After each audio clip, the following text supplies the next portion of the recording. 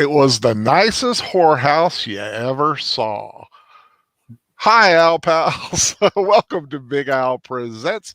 This, of course, is Big Al, and tonight on Big Al Presents, we will be doing a rewatch of the 1982 Burt Reynolds Dolly Parton musical, The Best Little Whorehouse in Texas.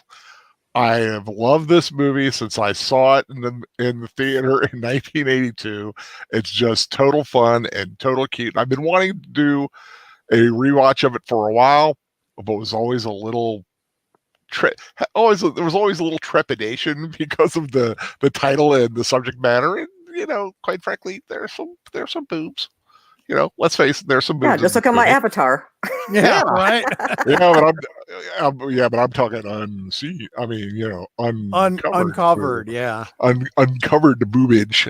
Not a lot though. It's for a movie dealing with a whorehouse, it's rather it's so you're saying they released the boobies? Yeah, just a little bit. It's not blatant. It's not over the top. It's like one little section that was purely for those growing boys in the early 80s who just... One little section, the front section. The upper front section.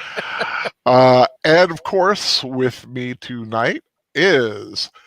and so she's the first one here. I'm going to introduce her, the lovely Madam Nanette of Netters Network. How you doing, Nanette? Hi, y'all. How you doing tonight? Welcome to the best little whorehouse in Texas. And as Dom Deluise, Melvin P. Thorpe avatar, please welcome Troy Pacelli of Troy Pacelli's Network and Cartan, the Klingon cleric. How are you doing, sir? How do? What you sipping on? I have some lemonade standing by. Of course, your standard lemonade. How about you, Netter? It's my standard. I have my diet citrus green tea from Lipton. And I got me a doctored pepper. A doctored pepper? Doctored pepper, yeah. Well, it's funny. That's actually funny. Dr. Pepper actually figures into this movie a little bit.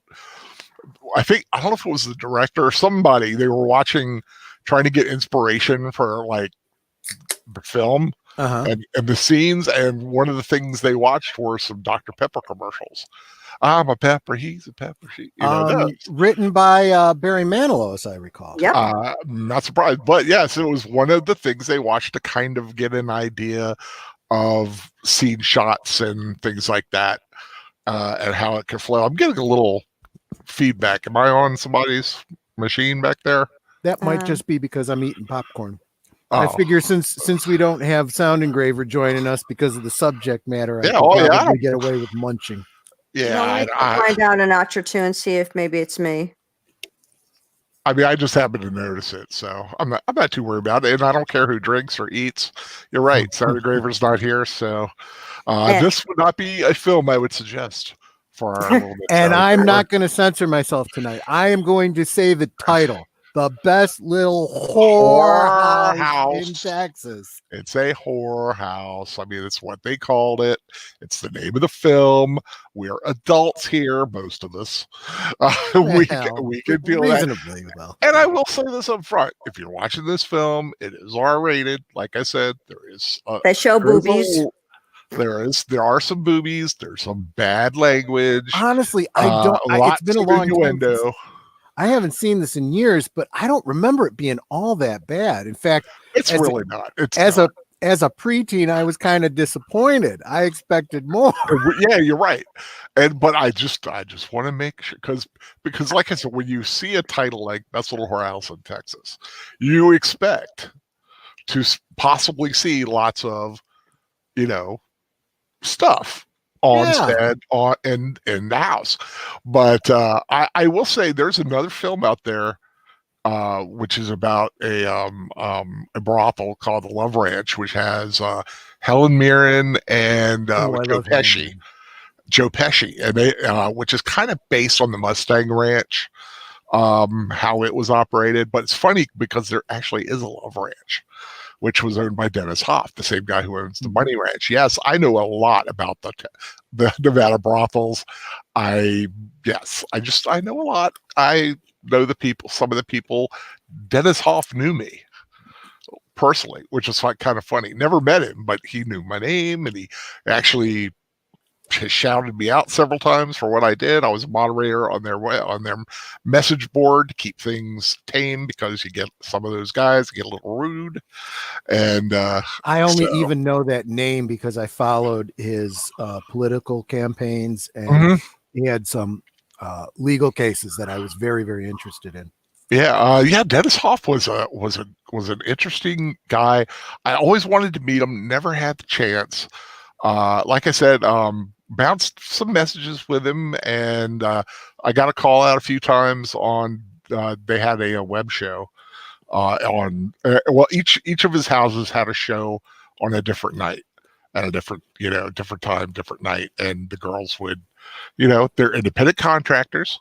And they'll exactly tell you that they come there and they pay a rent and stuff for the some of the things for the facility, and they keep a certain it's a whole business. But I do say that he talk about gone too soon, but boy, what a life. Hey, oh man, I mean, I wish I could be Dennis Hoff for one day. Because the man lived a great life. He lived a great life. Well, I just admire his libertarian spirit and his financial sense. What was really cool is he actually won. He had passed away and still won. Yeah, and still won the election. Yeah, I love that. Which was awesome because.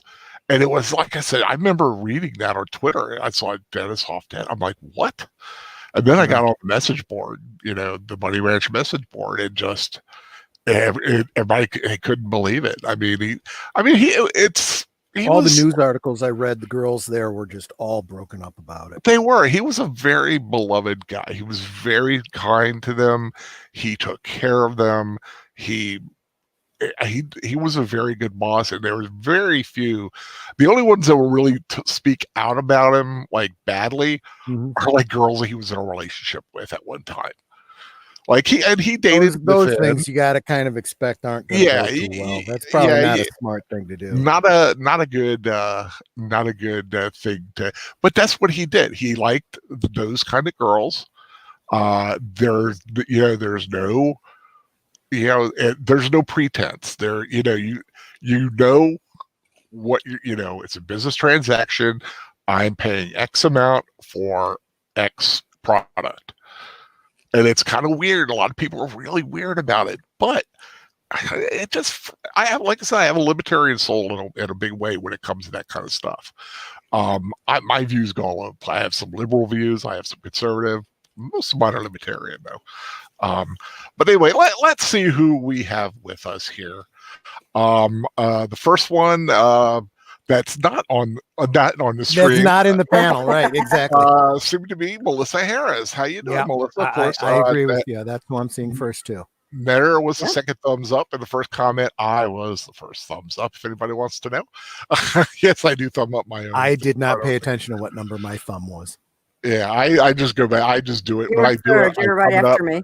Oh, okay. Because I really don't go back and look at the stream unless I'm getting the address for it. Because if I had YouTube up right now, I'd already be down. Because when I have YouTube up even if I'm watching a stream on YouTube, like when I was watching the Professor and Sound Engravers coming out party. My coming out party. Oh my god! Well, yeah, I mean, you know what I mean. If anybody, I know what you mean. I'm sure everybody here knows. Yes, the Prof and Sound Engraver are a thing. They are an item, and much too good for him. But just between the three of us and the 7 people watching right now, I'm going to give a little sneaky peek of what's coming up tomorrow night on at Study Hall. the sound engraver and Professor Geek dating situation is going to be one of the pieces of business at the top of the hour. Oh, I'm not. Hey, that's the hey, big news I'd of the say week. that's news in our community. Wouldn't you? I definitely would say that. And like I And said, it's much more pleasant news than most of what we have to talk about. So you better believe I'm going to talk about it. yep. Well, Like I said, besides Melissa, though, we got Wolfie. Wolfie's in the house. We'll take hi, it. Wolfie.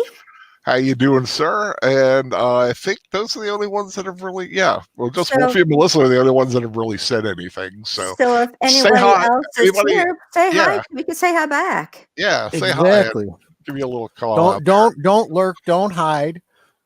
Yeah, we don't have to. You don't necessarily have to be watching this movie. If you have any moral objections to it, you can just hang out with us. Yeah, and trust me, where I've got a lot.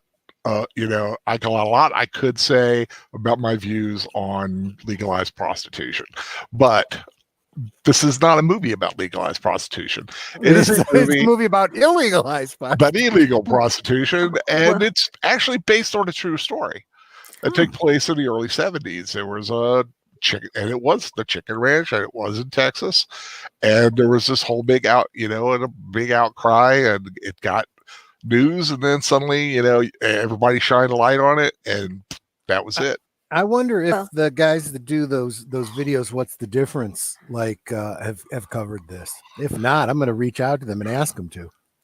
Well, I do.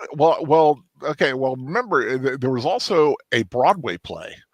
It was a big hit. Got nominated for Tonys and stuff like that. Best Little Whorehouse in Texas was a Broadway play. That's where this comes from. Me. This is an adaptation of the Broadway play with a lot of changes, which a lot of people were a little upset about at the time. Some different songs, some story changes. In the original, Ed Earl, played by Burt Reynolds in this, and Miss Mona had like a one-night thing at one time, but they weren't like seeing each other. Ed Earl was the sheriff, Miss Mona was the madam, and he was fine with what they did because like I said, contributed to the community and everything like that. There was a little talk about that, but there was that was changed for this. Excuse me, my getting my head comfortable on my pillow here, which isn't easy when you have all the steel and rods I have in my neck. I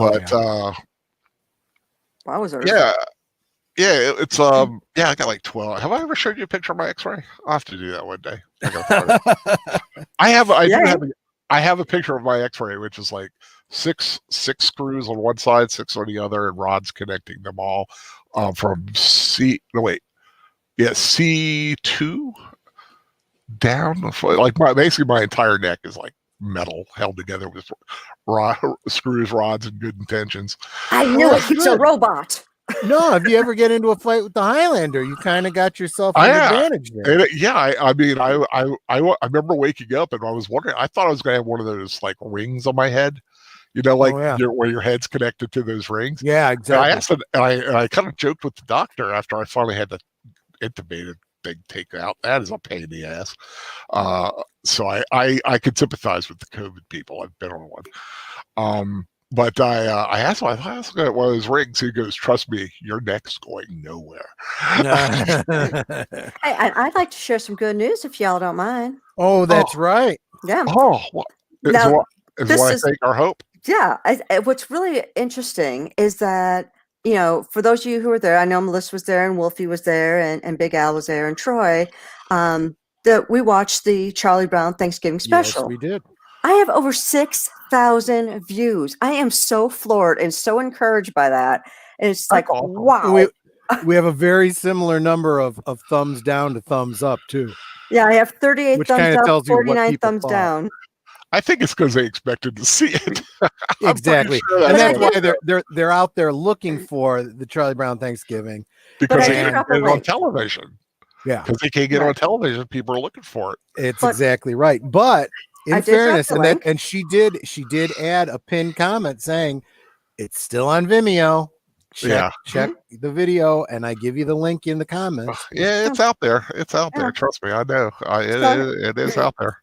So I have 6,086 views. I'm just so floored. Let's see if we can't do the same thing for Christmas. Really? I can't wait. Yeah, that'll be awesome. That'll be. I mean, how many any subscribers are still pretty much the same? I had gone up 7 subscribers since awesome. That's not nothing. Yeah, so I'm at 51 subscribers now, and it's like, wow, that is awesome. The last few days have been really kind of cool. I mean, we now know Grogu, the Baby Yoda, now has a name. I was so tickled when I heard that. And it fits. It's like, that's a good name. That's a good name for him, Grogu. And I was so worried, and I know someone has a much different opinion than I do about the Mandalorian. What got me was Ahsoka and Rosario Dawson. I guess I assume that she was awesome. I guess I assume that I know that we live in a world of outrage right now, but we got people getting all upset about the child's name, and it's like, I honestly had the same reaction to that. You remember the old Robin Williams Popeye? What do you want to call him? Baby oil? I mean, really, did it have to start with a Y? That's kind of stupid. Right. We already got Yoda and Yaddle. You need what? Just like Klingons. Yaku or Klingons or something? Klingons, everybody was always thinking of a K. Sorry, Cartan. But, then we get Worf. And then we get Gowron and Martok, and so other letters, and Lurtha and Bator, and Bator. And this is what I always say: you got to assume these races are just as diverse as humans, right?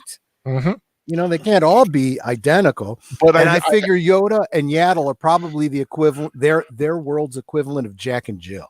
That's what I figure. Maybe. And then I love the man. I love the professor, but I am so glad I am not in this glum situation about this. Look, man. I understand it. I am not near as funny as you are. You know that. But at the same time, I am not so completely negative about absolutely everything. It's like, dude, we know your opinion. You hate everything. Yeah. Just let it be already. It's like, I'm sorry.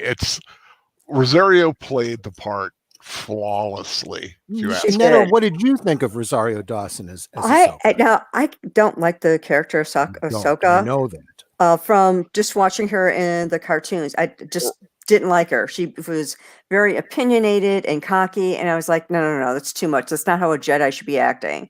But Rosario Dawson did an amazing job. Yeah. And I actually started to like the character. That's the thing. I can separate Ahsoka from Clone Wars to Ahsoka on Mandalorian. I'm able to compartmentalize. I don't. You almost have to, because there's some huge differences. I don't throw Baby Yoda out with the bathwater, basically. And then, of course, well, wow. I mean, it's on this thing, and you can almost hear him say, "Well, now she can read minds." So it was like, well, Vader read Luke's mind in Return of the Jedi. Dude, how did I? Oh my gosh! When you posted that comment, I was like, "How did I forget that?" I went Jedi to can do it. The more a Jedi has been able to. A Jedi / Force user is able to do it. Yeah, and I'm sure it's probably much easier when you have someone like Grogu who's probably opening his thoughts to you. Yeah. And how many times maybe someone said he read something, maybe he told her, maybe she understood his language to just at like hearing like a 2-year-old speak. You could just pick out certain things, and maybe she just kind of inferred it. I mean, like I said, there's no big overarching explanation about it. You just kind of go with the flow. Well, did you love the Tombstone reference with Michael Biehn? I got no issue with you, Mandalorian. I didn't realize until after the show was over that was Michael Biehn. I know, it was cool, and I was like, "Hey, the little Johnny Ringo shout out." But okay, but we've talked enough. I'm sure there'll be plenty to go and talk about on Sunday night. But let's get the movie up and a rolling, for those who do want to watch. And but I want to watch. And you two are here, and it'll be a great thing to kind of talk between us. I'm hoping there's somebody out there who's going to watch along with us. It's a lot of fun. It's a good movie. Best Little Whorehouse in Texas, 1982. This is the normal, regular version, hour and 54. Probably the same one you guys got. Found it on high seas, I'm sure. But it's starting from the Universal logo. Starting basically at all zeros, and it goes right to the Universal logo. Gotcha. So I'll do the countdown, of course, and when I say play, we all hit play. So everybody ready? Mm-hmm. Yep. 3, 2, 1, play. Universal. I still want a little plane going around the Universal thing. I'm so used to it now with seeing all the monster movies.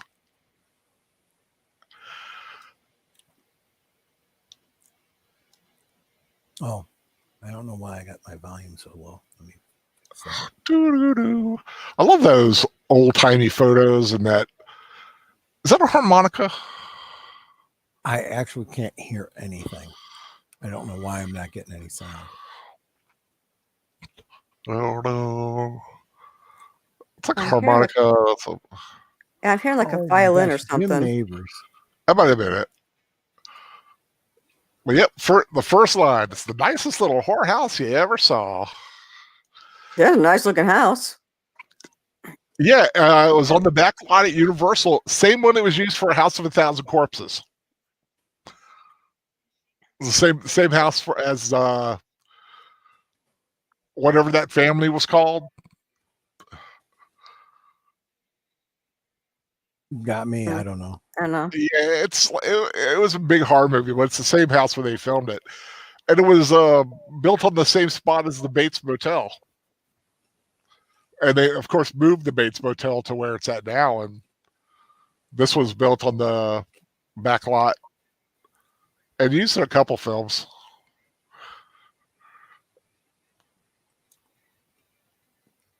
Nice old style looking place of business. This is very, very old West Victorian era. Which probably fits right into you guys. Oh yeah, I was just thinking that. I was just thinking, I'm seeing their ankles. I'm seeing some thigh there too.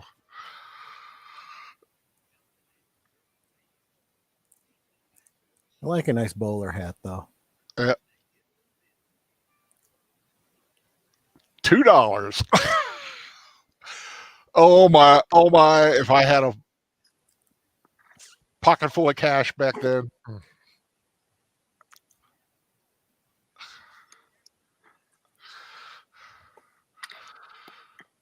Do you have a viewpoint on like a place like this? I'm very libertarian. As long as it's legal. Yeah, it's the legality of it. Isn't that Barbie Benton? Would have been. No. I do know that different girls are here, and I do know that they had one porn star named Kay Parker, but I don't know who she is really. She was the first one they showed. That was her? Mm-hmm. Oh. No, I was talking about the girl with the fur that looked like Barbie Benton. Yep. Came before her. But yes, I know which one you mean. I guess it wasn't her. Here's where I get the chicken ranch.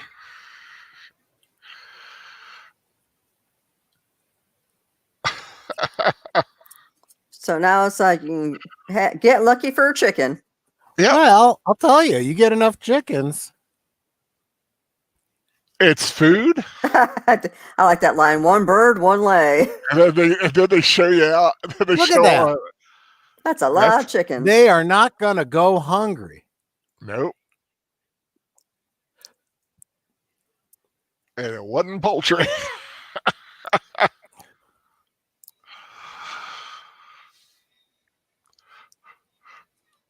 Yeah, Burt Reynolds, originally when they were casting it and they decided on Dolly Parton, one of the other guys they thought about getting was Willie Nelson to play the part of the sheriff. I could see that. I could too, actually. Chris Christopherson was another one. Oh, yeah. I forget the other one. Based on the stage play, Little Whorehouse in Texas. Yep.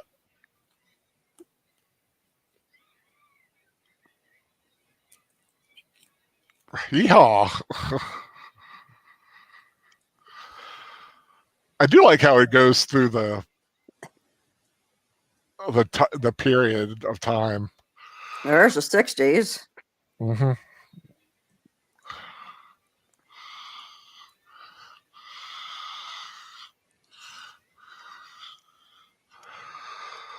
I love that. Sometimes you need to cool things off.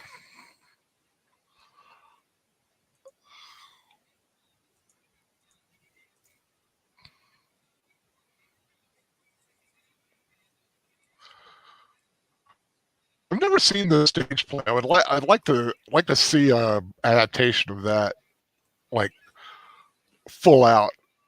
It's like, okay. Yep. So y'all come back now, yeah. So they're like, okay.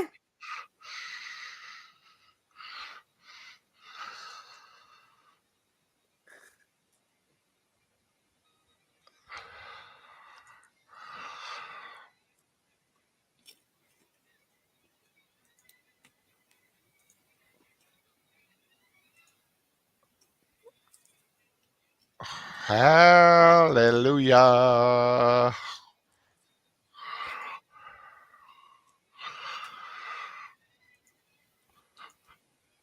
You know, every time they show that, I always, for some reason, expect to see a cowboy hat.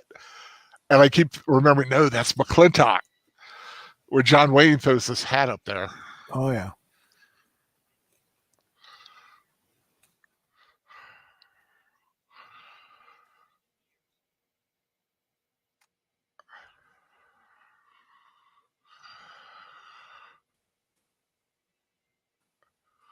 That would be a good little whittling project. Do a chain like that.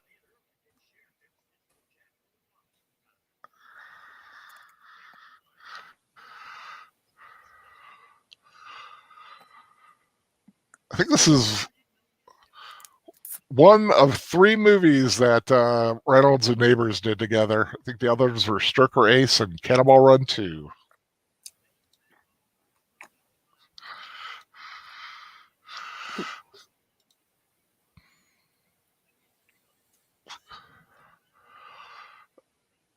I would love to live in this town. This is actually something I can see happening around here. Though nobody really has a mule around here. Maybe like a deer sitting on a car.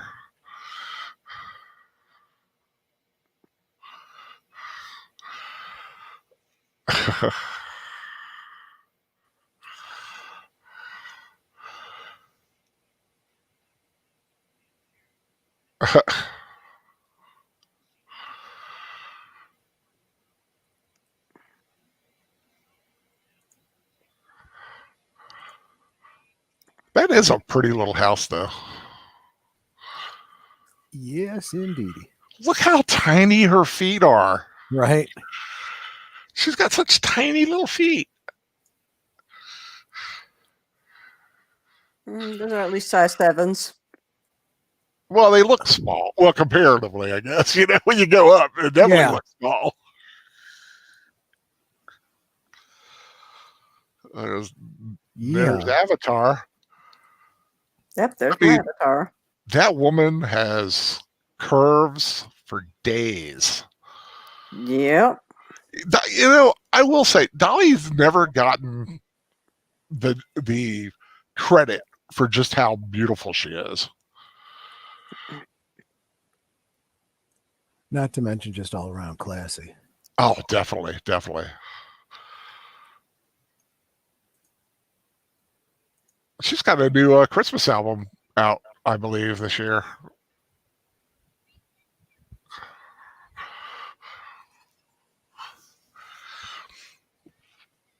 Now, sci-fi fans, like hardcore sci-fi fans, will recognize one of her girls, Terry Trias, who was in Alien Nation playing Kathy.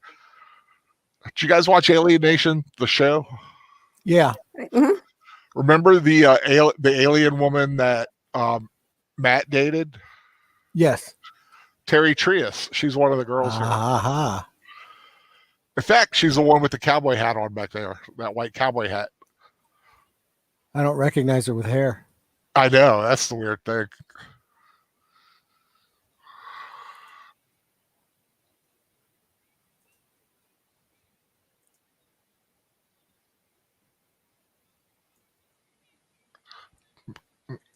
Her no rules.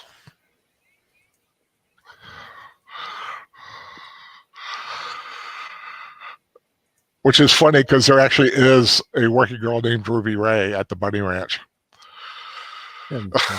There's only one black girl there.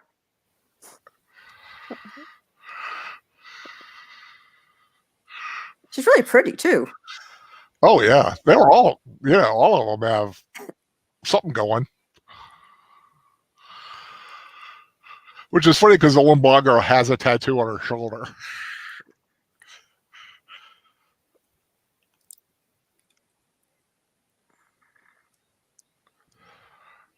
The one singing next to the black girl looks like Reba McEntire.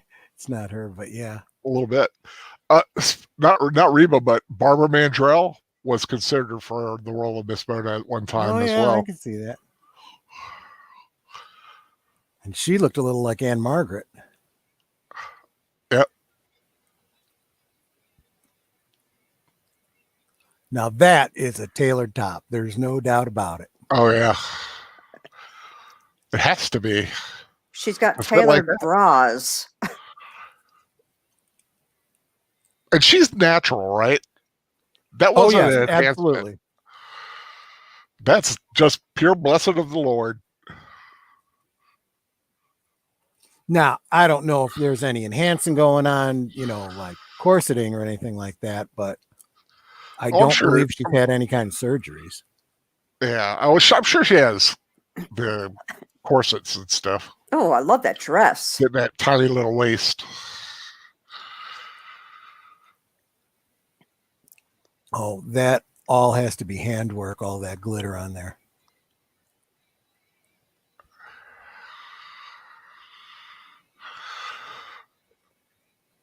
Nice choreography.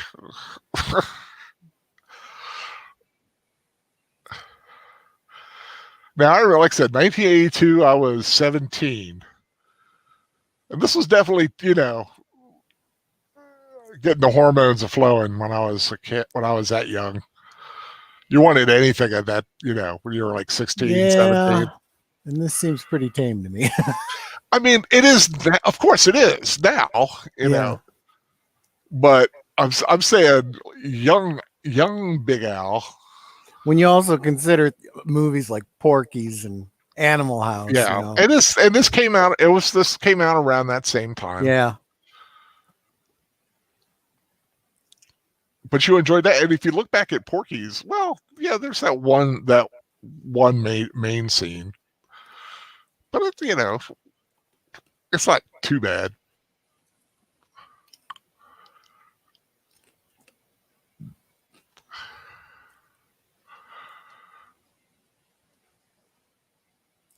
See, that's why we're watching it this time of the year. It's Thanksgiving. Yeah.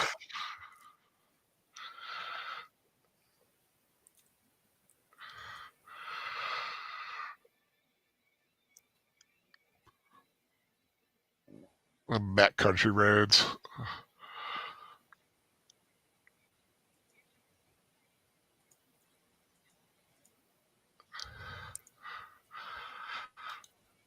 I've always loved that. That's an adorable outfit. Mm-hmm. But Mary Jo Catlett, I want to play Rita, the Lois Neldon played Dulcinea.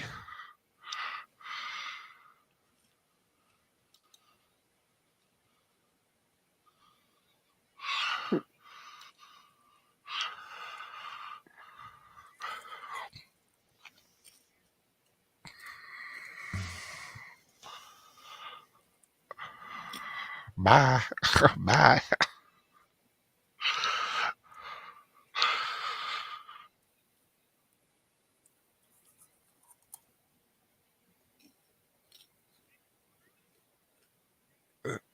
That's a nice car, too.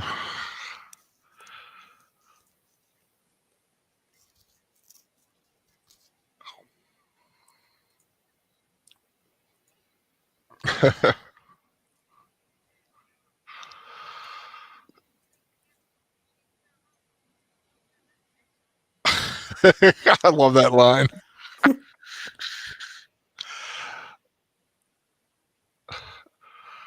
Sometimes the cow needs a break.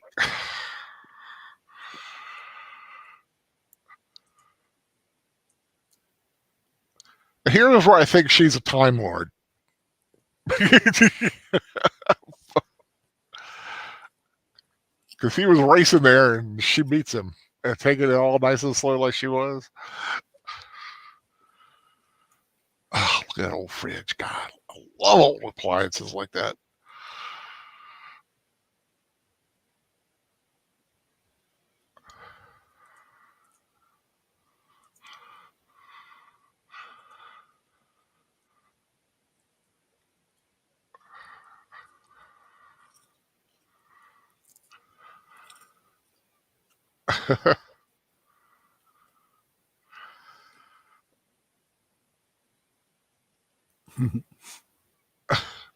It is.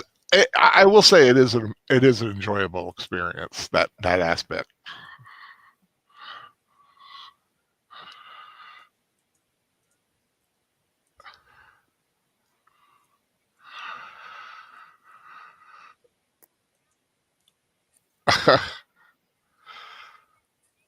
It's hard to believe Burt Reynolds is no longer with us. I know. What a life he had. What a life.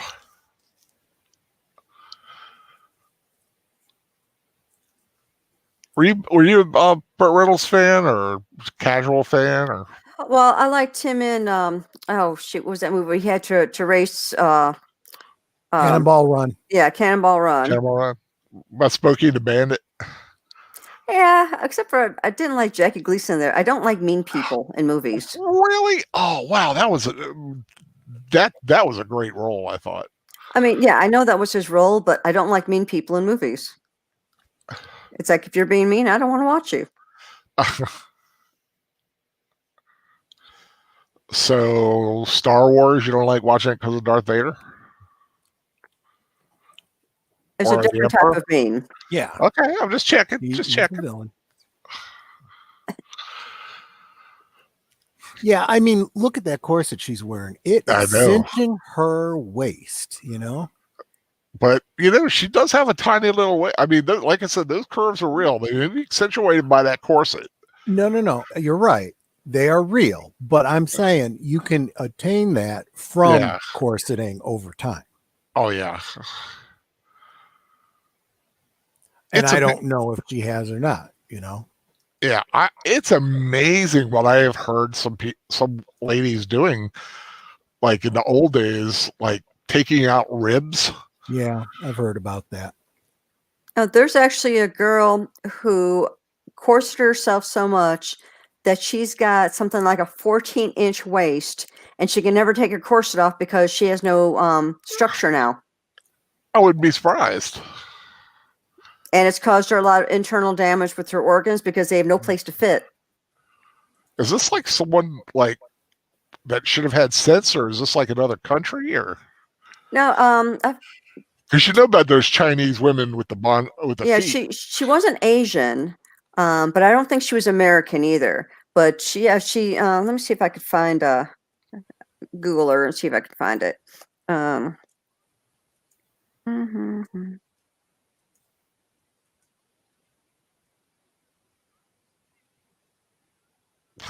I wasn't wearing that little G-string thing.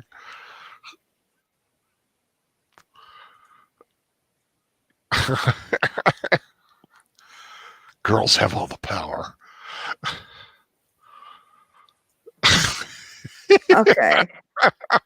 I found one girl. That's not the same girl, but this girl decided to wear a corset for 18 hours a day to have the smallest waist in the world. And let's see if they say how small her waist is. Also, she did it to have a record. No, she used to weigh 200 pounds, and she wanted to lose some weight, so she started squeezing herself into a corset. So at one point, she had a 21.5-inch torso, and she squeezed it down to a 14-inch waist. And it's like, wow. Wolf 10 Medias are okay with that's like if they're making their money and are not hurting or mistreated, it's cool with them. Capitalism, yeah, pretty libertarian. And that's the thing about the Nevada model. There's a lot of, it's legislated out the wazoo, so to speak. But in this case, you kind of need a lot of legislation. There's always protection, always, sometimes double protection. Girls are checked every week. They check the guys before. It's called the Richard check, but not Richard, if you know what I mean. Yeah. And no girl needs to do anything she doesn't feel comfortable doing.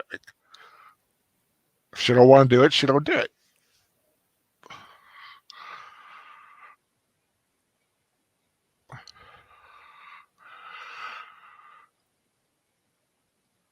Man, she's always had an incredible voice.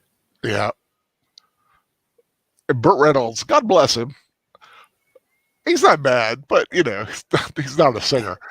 But this was one of his demands to be in the film. He wanted to sing. Well, it is a musical.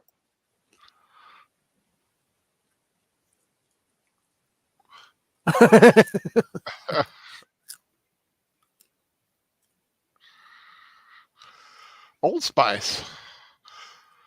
Could tell by the bottle. Yep. But since you didn't see a label, they probably didn't pay for product placement. Yep, probably didn't have to. Whereas I was able to read the Right Guard label. Oh yeah, Wolf 10 Media points out he was in All Dogs Go to Heaven. He was one of the voice actors. Oh, that's right. Yeah, I forgot about that. He was the main dog, I think, when that went to heaven.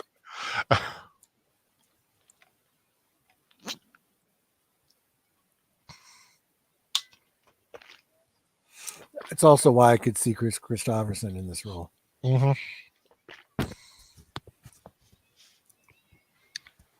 I heard about 10 years ago there was talk of a updated version of this doing a remake. I don't think anything's come of it, thankfully. Yeah, there's no point, Yeah, I mean, this film kind of stands out on its own. You don't need to do anything. Right.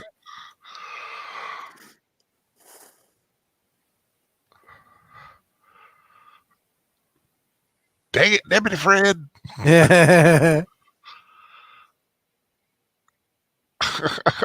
That's timing for you.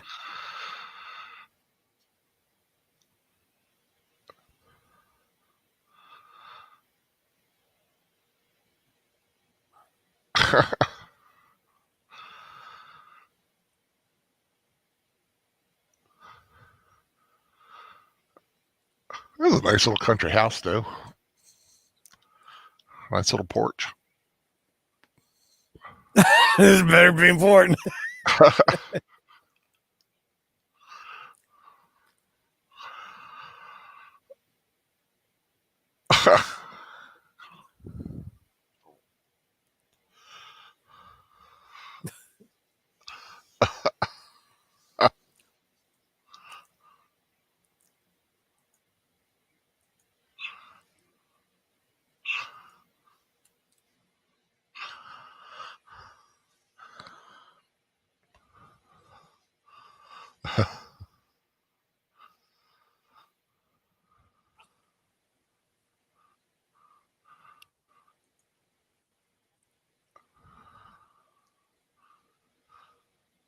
Play a little hide and seek, he thinks, but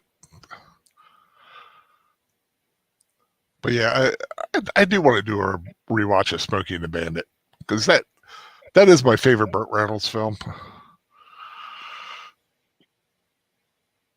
And of cultural significance, I believe. During the CB culture. Mm-hmm.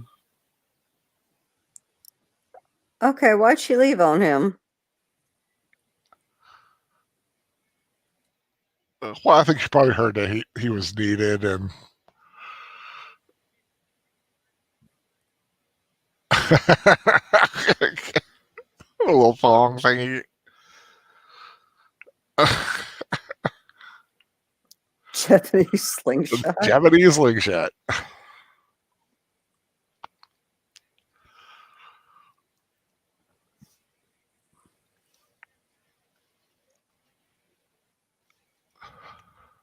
I love Barry Corbin.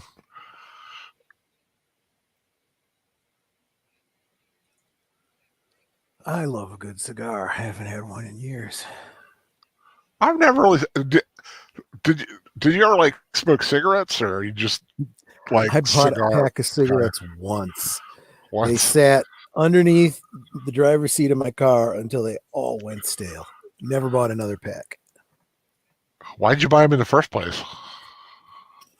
Well, because I like tobacco, and I figured, well, it might be nice to have something convenient, but I never really cared for them. They didn't taste good.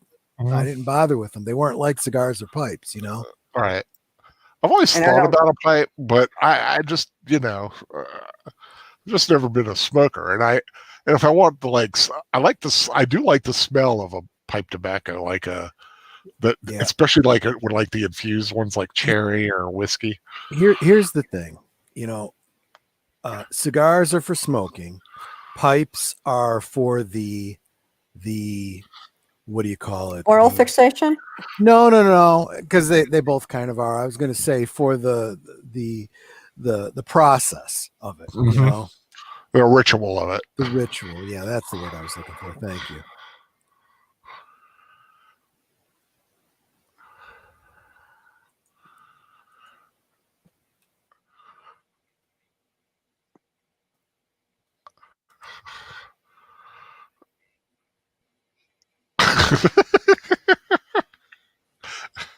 Damn bilingual.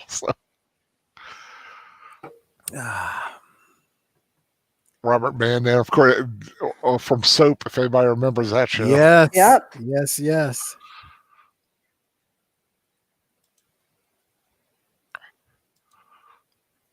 That's another show. I'm surprised it doesn't get played as much, like on things. I guess people are scared of the gay aspect of it. I don't think they even care about the gay aspect of it anymore. There was some other things to be bothered about. The whole teacher-student relationship story and other stuff. That was that was a good show. They feared nothing. Nope. They would tackle anything. Yep. And I love that in a way it was kind of like a parody of soap opera, Mm-hmm.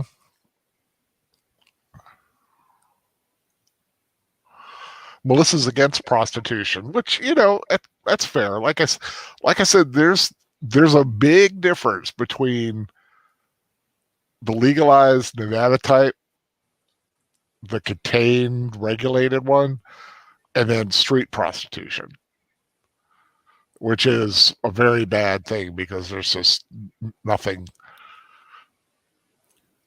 there to protect anyone. Yeah, I'm very much of the opinion, judge not lest you be judged. Mm-hmm. And what anyone does is only their own business. Yeah, it's their own business. Speaking of course, that's right. Yeah.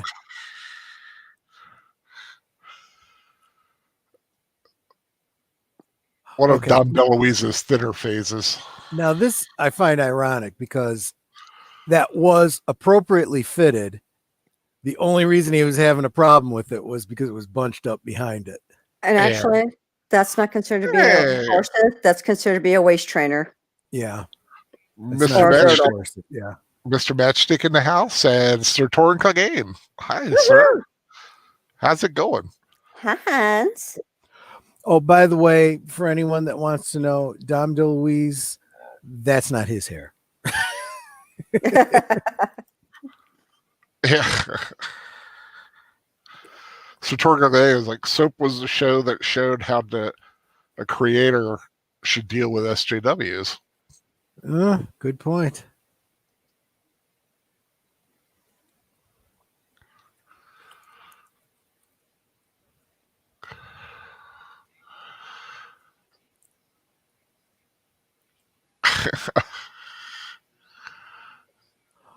Okay, as humorous as this getting dressed scene is,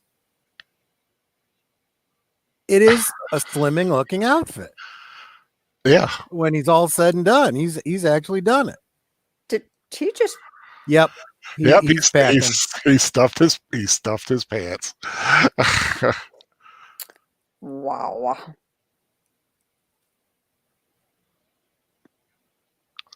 See, but the way he did it, I'd be afraid the thing would drop right out. Right. Not to mention, it really does kind of, create less room for the boys down there, So I think it would be a little uncomfortable. And if you're going to wear a wig, you'd think it'd be a more flattering wig. Those bangs look terrible. Well, that's what you call a sugar bowl haircut. Well, a sugar bowl haircut at least should have the bangs straight across the forehead. That arc looks weird. But that's actually a woman's wig. But it does have a look, though. It definitely is distinctive.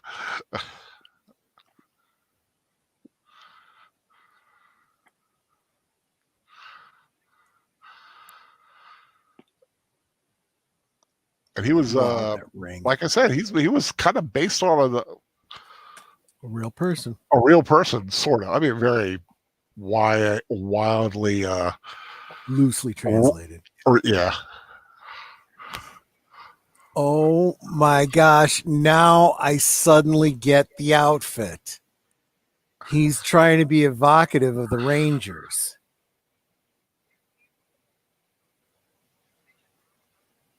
The blue uniform, the red bandana, and the white hat. Oh my gosh. How did I not see that all these years? I don't think I've ever seen this film, so I can't answer that for you, dear. You never saw it? Don't think so. Oh, wow. Well, I'm kind of straining my memory here too, so. Yeah, I've seen it a lot of times. I haven't seen it like from beginning to end in a long time. I'll watch parts of it, like songs and stuff like that.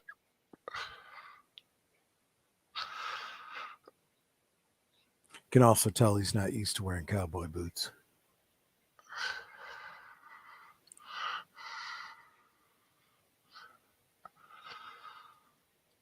Those two are always magic in films too. Yes, they are.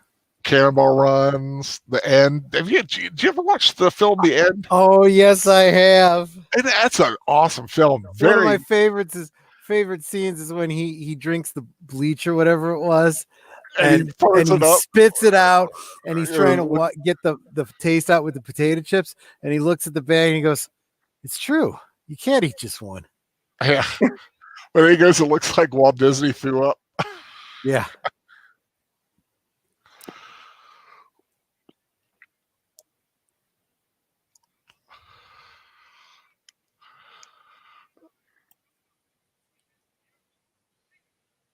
And here is where he gets set up.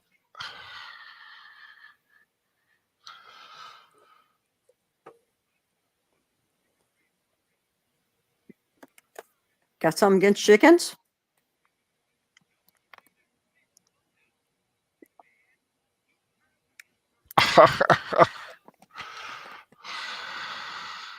What? Oh, what? All the heads turn at the same time.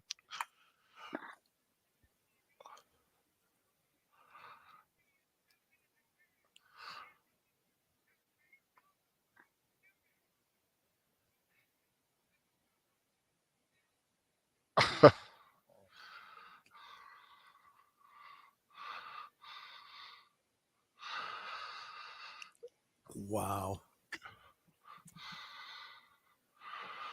Okay, is it just me or is there something wrong with the shape of Texas behind him? I have to see it again. Look at the northern border when they show it again, straight on. And I'm like, don't ask me. I suck at geography, so I won't know if it was Well, they're cutting it off. So look at that. Look at that. It looks. What do you think? The Oklahoma part? I feel like part of Oklahoma is. I see what you mean. Yeah, it looks like it's cut off, like the top, like it needs a little more up top. Yeah, I get what you mean. Or less down or lower the Oklahoma bottom part. Exactly. That's what I was thinking. Yeah, I'd actually have to look at it like side. I'd have to see them side by side. Well, it makes me wonder if that was intentional. Like they're arguing the borders for Oklahoma. You know. You better get my heart pills.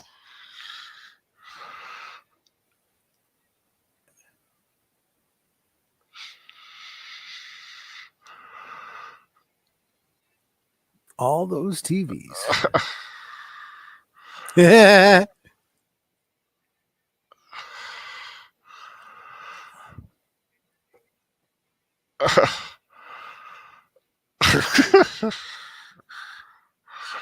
I'm in the middle of robbing you. And a very quick peek at Charles Durning, who comes back later. Yep. And there's my thumbnail. Yep.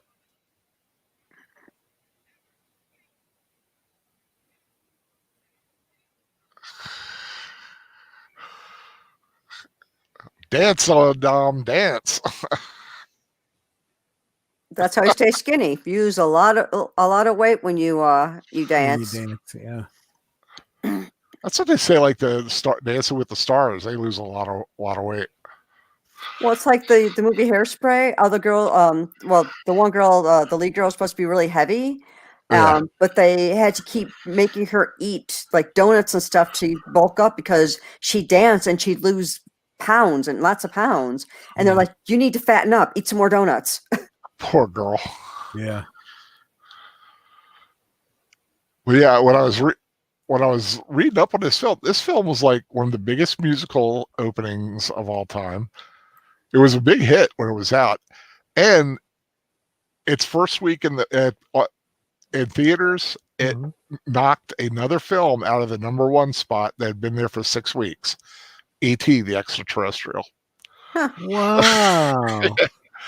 This is the film that knocked E.T. off the top. And that is L trivia. Yep. And the Golden Globes loved this movie. It was nominated for Best Musical and Comedy. Was that a Dolly Parton joke? The Golden Globes? No. Troy. But she was nominated for Best Actress. And as was so. And Charles Durning for Supporting Actor. She's gotten more than one nomination, hasn't she? I mean, she's been in some pretty good movies. I don't know. Acting. She was in Fried Green Tomatoes. She was in 9 to 5. Yep, 9 to 5. Steel Magnolias. I never saw that either. Was she in Fried Green Tomatoes? Maybe I was thinking of Steel Magnolias. Steel Magnolias, yeah. Yeah, she was in Steel Magnolias, which I only saw like a scene or two in. I never saw the whole movie. I went to go see Steel Magnolias, and I immediately thought my mother would love this film, and I took her to go see it. But if I'm not mistaken, she won the Academy Award for Rhinestone. That's a joke, man. I know.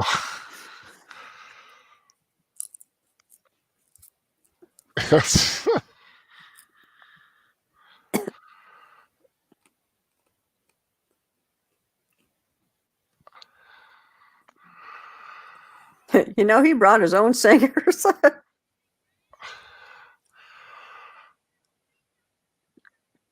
Oh, I know one girl. Go get him, Debbie the Friend. That outfit is pink.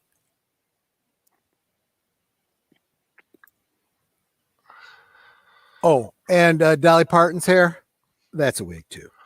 Oh yeah. She wears wigs. In fact, I hazard to guess I've never seen her natural hair. I think she's a brunette naturally. I think could very well be.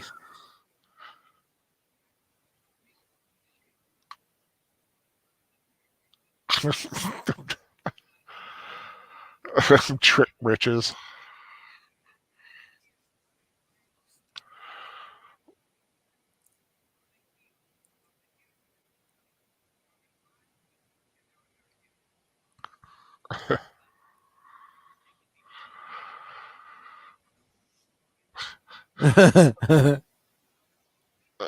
It's not in the home house, well outside. Looks like I think in Nevada the brothels have to be a certain distance from schools and a certain distance from Las Vegas. Yeah, well, see, Las Vegas County of Las Vegas, it's illegal, and it's only illegal in certain counties. Yeah, but they've been closed since the COVID thing. Well, that kind of makes sense. Yeah. Are all the girls working from home? A lot of them have gone on OnlyFans. That doesn't surprise me in the slightest. Yeah. That's what a lot of sex workers have had to do.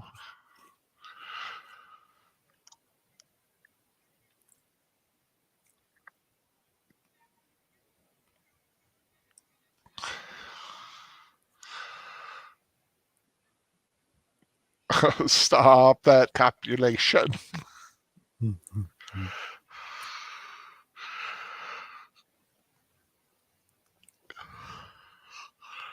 And that's basically what a gazebo is for. So I find that interesting. Okay, that town square, because the town near here has a kind of a little square where they have special get-togethers and tree lightings and stuff like that. You know, I was thinking in the new year of doing a rewatch of The Music Man, and I was bummed when just recently Sound Engraver said she's really not into like musical theater type of movies. Yeah. I'm like, oh, she would have been perfect for a Music Man rewatch, but not her thing apparently.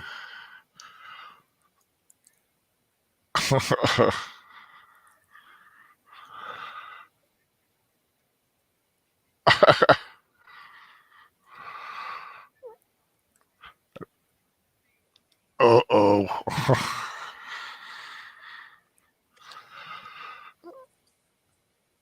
He stepped in and he knows it now. I love that look.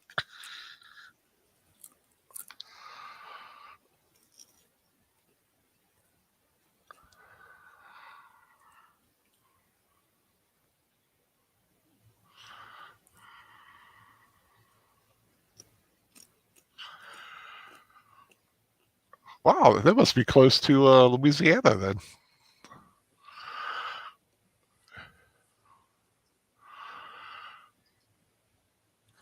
That would put them very much in eastern Texas.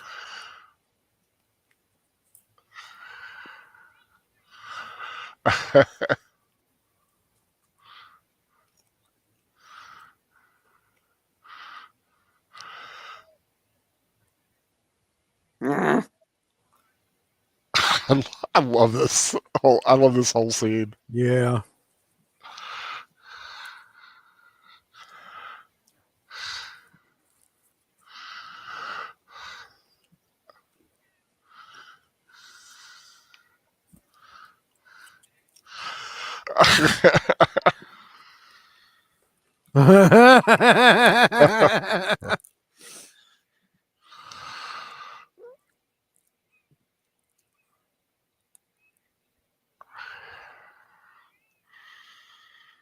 It's a good thing he's filing squibs, because if those were real bullets, they could actually come down and kill somebody. Actually, I don't. Didn't the Mythbusters do that? Check to see if they could actually hurt somebody doing that. I don't recall if they did, but there have been reports about somebody shooting up there and when the bullet came down, it killed someone. Yeah, that'd be like a freak occurrence. I don't know if the velocity, the terminal velocity of it would kill someone though, or a regular. Well, like I said, an extreme circumstance. Extreme circumstance.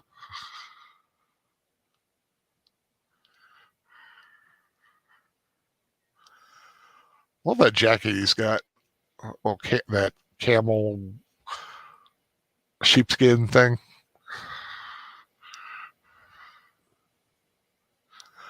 Ooh.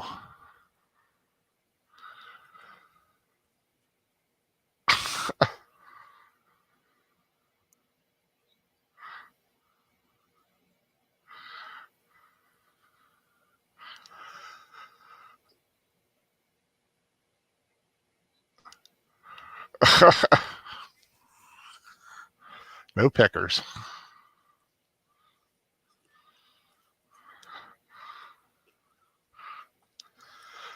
I still remember the first time I ever saw Shooting Star. I was studying in college, and I was 4:00 in the morning, and I needed a break, so I walked outside. It was crystal clear, beautiful, and I saw my first Shooting Star. Well, did you make a wish? You're supposed to. I was just wishing I'd passed the test I was studying for. Did you? I think so. Yeah, I don't remember failing many tests in college. I don't think I failed any tests actually in college.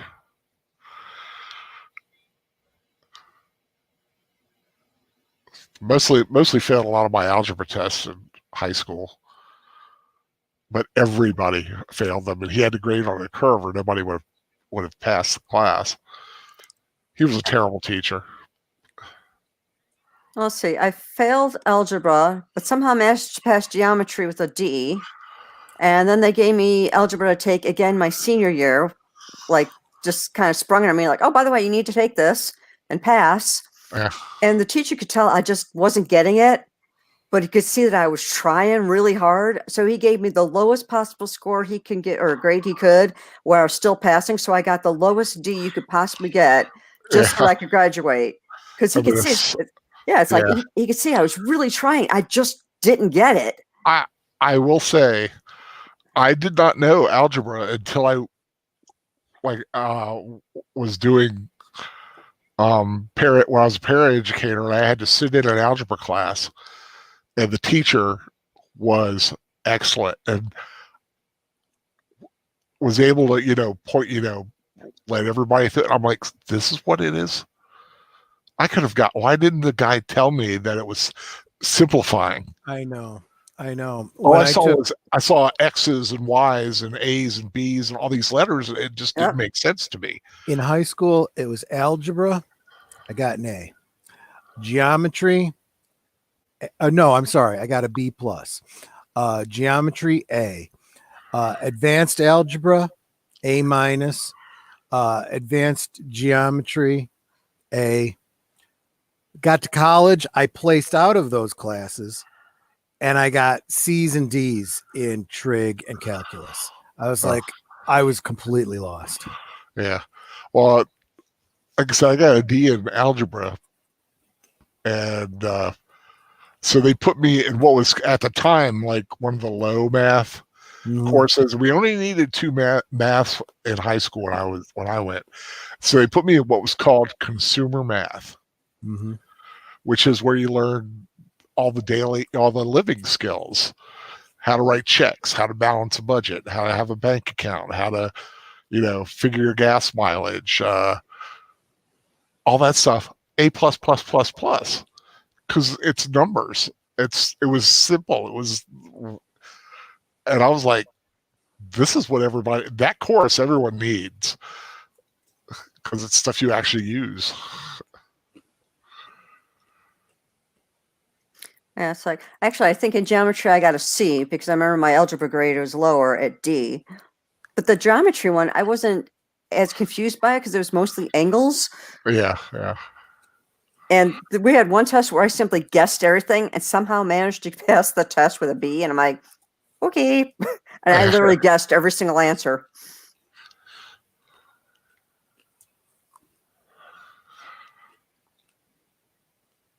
Yeah, I had my days like that where I just had to guess.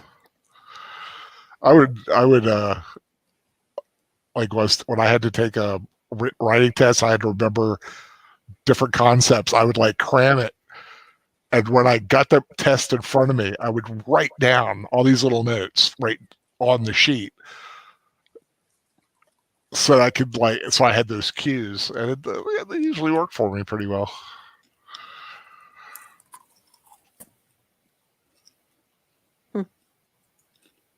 She is so adorable. She is. I was just thinking that. I see the glitter on her too. Mm-hmm. Oh God, I remember I tried a lotion once and I had glitter, and I didn't know it. I was like shining. I was like shining all day. I was like, "What the heck?" I was like, "What's in this?" Years and years ago, I used to be a Motorsports Unlimited girl on public television. We would basically film about motorsports, and you'd have these girls dressed in these little tiny outfits. They were unitards, and we had ostrich feathers in our hair, and we had to put glitter on our eyebrows. Oh yeah. I hated that glitter with a passion because it would get in your eyes, and then it hurts. Yeah. You got any pictures from those days? She's got CDs of it or cassettes of it. Oh, cool. Yeah, if we still have those cassettes, I'm not sure where they're at, but I know I have at least one Polaroid of me. I had really short hair too at the time.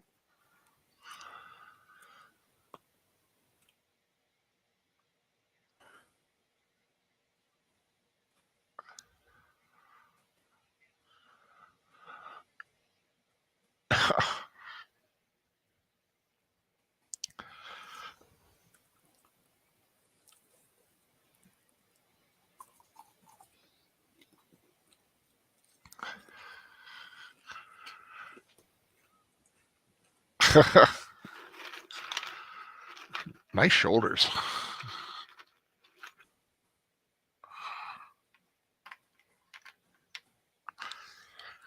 I have a couple of pretzels here, if you guys don't mind. Oh, I'm certainly not going to complain as I'm munching on popcorn that are made me. It's your stream. Have whatever you like. That's true. Oh God, I miss TVs like that.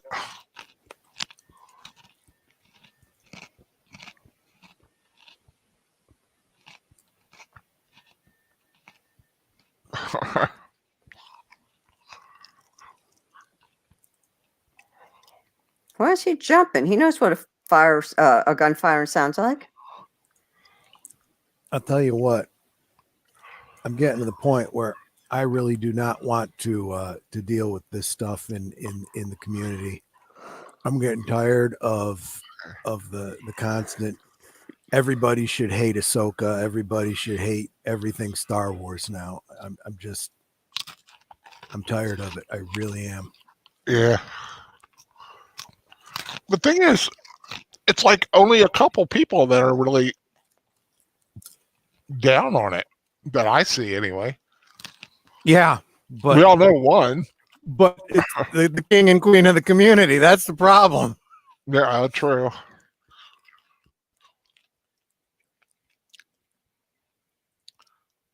It's like you can't accept that Mandalorian is a well-written, well-conceived show.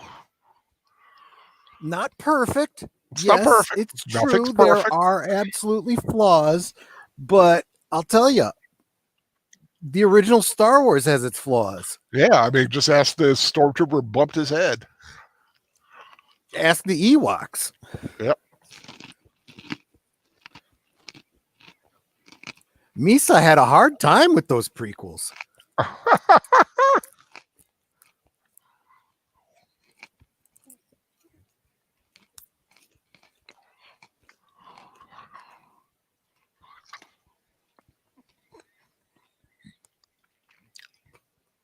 But I do wonder how many of these people have actually watched the show this year. I mean, it's one that, yeah, you can hate Ahsoka. That's fine. A lot of characters, I hate. Still watch a show. That's why I asked Nanette what she thought of it, because she does not like the character of Ahsoka. Mm-hmm. And she actually liked the last episode and her characterization in it. Yeah.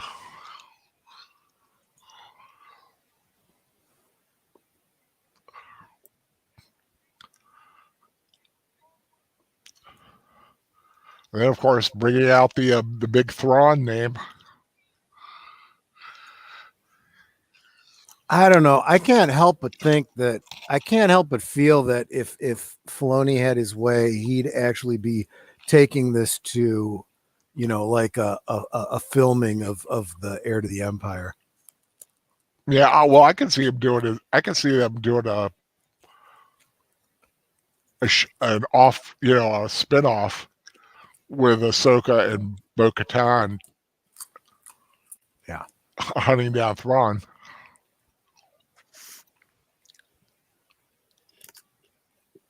And they can, like I said, they can bring in Ezra Bridger, and they basically continue Rebels. Yep.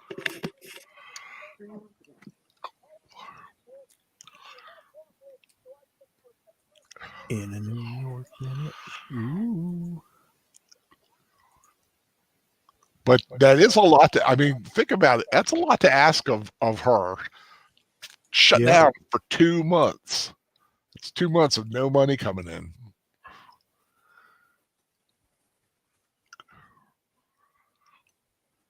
And this is before OnlyFans and the internet. Good point.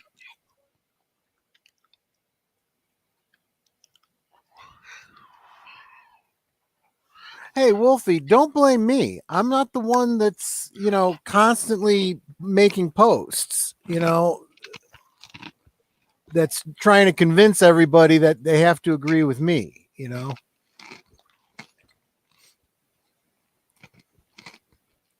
And I usually stay out of it. I'll put a couple of little things in there and then I just leave it. I just leave it alone. The thing is, you're the only, you are the sunny opposite side. We need you commenting in there. But, I've said what I need to say.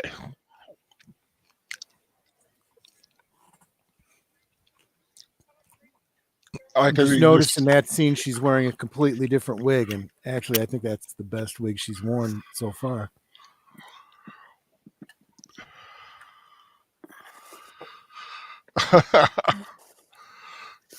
Don't take nothing off them cheeks.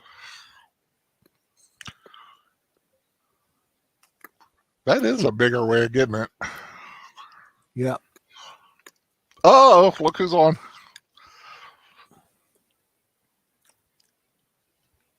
Professor saying, I'm trying to convince everyone that they have. Yeah, basically that's how I'm reading it, Professor. No, I don't think so. He's expressing his opinion. I just happen to think it's wrong. And expressing it again and again and again. Well, it is his site. That is true. Prof, just ignore them. They're just being weird, so just ignore them. Who, me? No, she's telling the professor to ignore him. Yeah. No, I mean, ignore me. I'm saying to Professor Geek. I know, Wolfie. That's exactly how I'm feeling. I don't want to leave the community either. Big Al and Troy, because y'all are just being. It's nothing. The thing is, it's nothing to leave the community over. If you just keep pushing, this is how you should feel, and if you don't feel this way, you're wrong. I mean, I've had that from enough other communities. I figure you got your right to think and say whatever you like. Doesn't mean I have to agree with you. Doesn't mean you have to agree with me. Right. Just stay friends. It's like Professor and everybody else knows exactly where I fit. I only comment when I have something I absolutely want to is that beer nuts? If you want a beer, there's one in the fridge on the bottom shelf. Beer nuts. Oh. What is a beer nut? Is it like extra salty? No. It's peanuts that have this kind of like honey glaze on it. and rolled in salt. Yeah, it's hard to explain if you haven't had one. Oh, it's sweet with the salt. Yeah, so it's kind of like kettle corn, but a peanut. I almost taste that's a great analogy. Yeah, that's right. To me, I almost taste a little mapley. I've had honey roasted.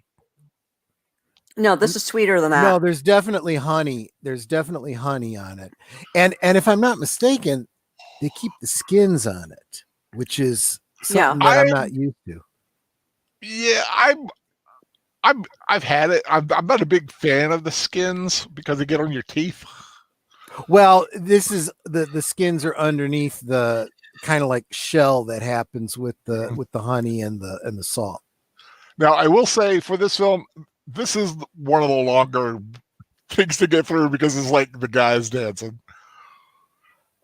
But well choreographed for all these guys doing this goofiness. Oh yeah.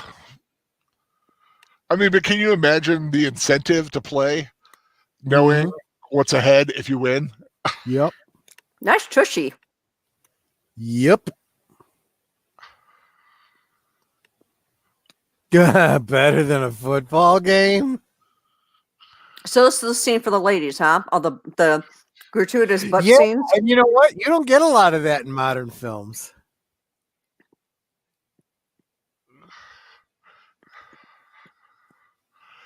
"75 miles on Taylor, plans are made."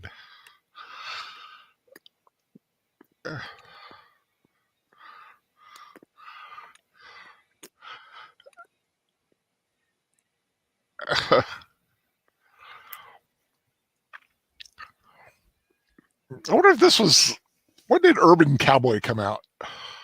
Because the early 80s there was a cowboy phase. I think it was late 70s. Well, you know what? I got the internet in front of me. Let me check. Oh, yeah, there you go.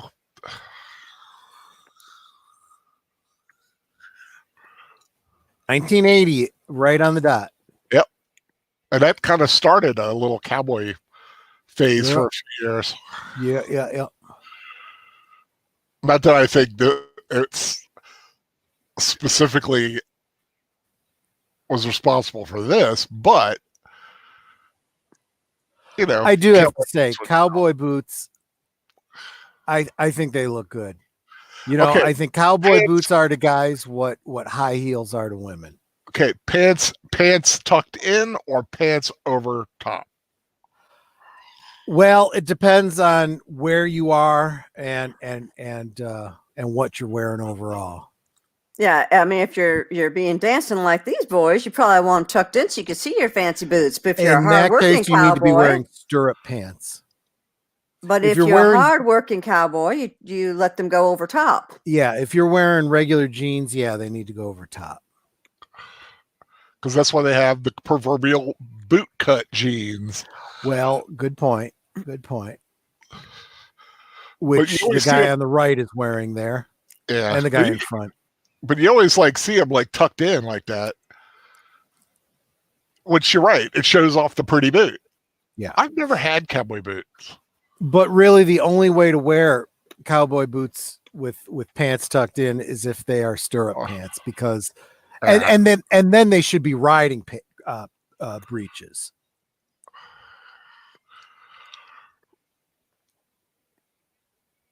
My mother was a bus driver. She freaked out if somebody did that on her bus. Yeah, I can do God that. bless my mother. 40 years she drove a school bus. What a waste of beer.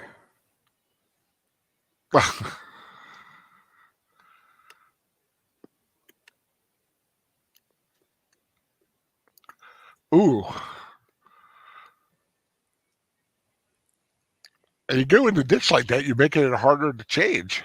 Mm-hmm. But you got about 40 strapping young boys in there. They'll push that sucker right out. Yeah, well, they could push it right over. Yeah, that too.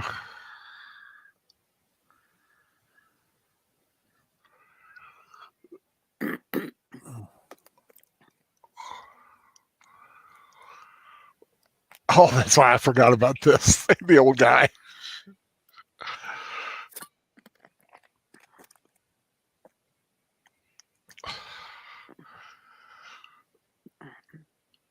That does not look street legal.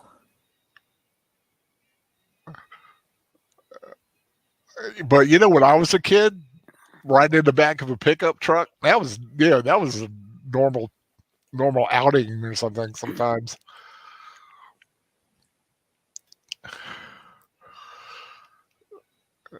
Of course, you don't see it anymore because laws. Yep. Those are some acrobatic guys. I love the fact that those that jumped over the picket fence didn't crush a single one of those chrysanthemums.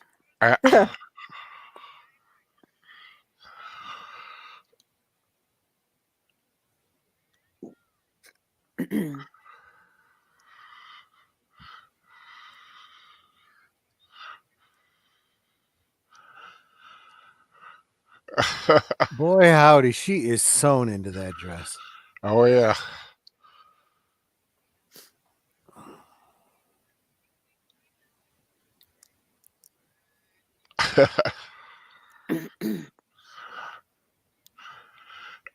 It's always a business doing pleasure with you, Charlie. I like that a lot. Very appropriate. Like I said, sometimes the brothels would have special parties and theme parties. St. Patrick's Day was a big day. There was always they always had a crawl where they'd go from place to place because they were within like 2 miles of each other.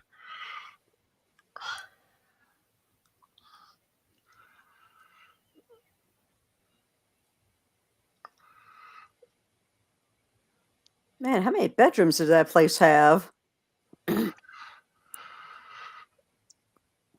I'm sure it's been one for each girl. Well, you figure there's got to be one for each girl for privacy reasons.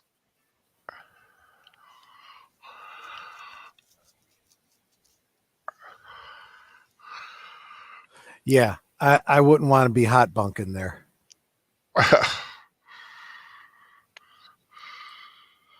Pretty sure that was Kay Parker in the yellow taffeta.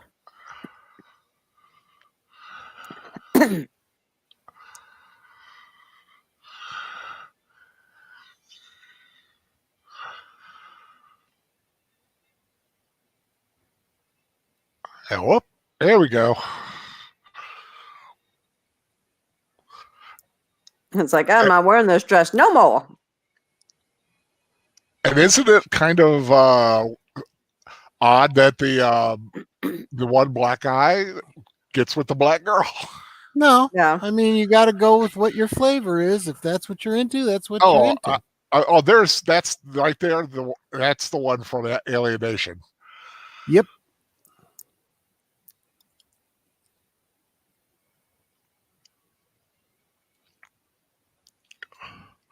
But I'm saying today, someone would look at this and go, "Oh, yeah, they had to put the black ones together." You know, that's discrimination. You know, somebody always wants to say something like that.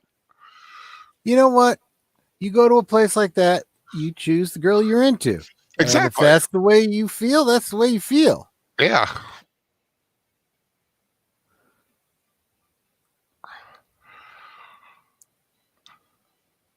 I like it. Some of the alternate possibilities for plot lines they were doing. They were going to have a little bit more emphasis on a couple of the girls, and I can see that stuff like that. You know, like they were going to have the quote unquote new girl. Definitely some plot ideas there that I can see.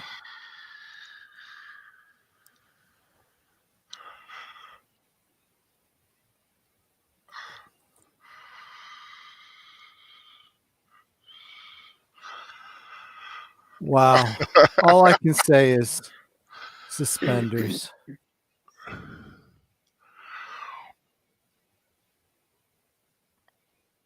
Yeehaw. Yeehaw. I love this old guy. He's so cool.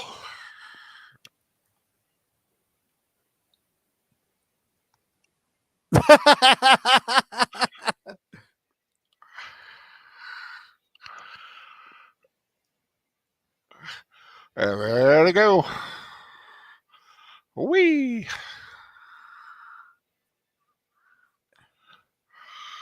Wow, some people know how to jitterbug. And she's off with the senator. Yeehaw. But yeah, it looks like they have like additions onto it where they have their own little rooms. Probably kind of set up like a hotel. Yeah. I know like the Bunny Ranch, they have like trailers, mobile homes. I mean, not well, like modular. Right. At a long hallway and off, different rooms off shooting. Very much like a hotel kind of setup. Where are they going? Think about it. Think about it. Oh, he knows where they're going. I like that roll top desk used as a bar. Mm-hmm. Oh, nice fireplace too.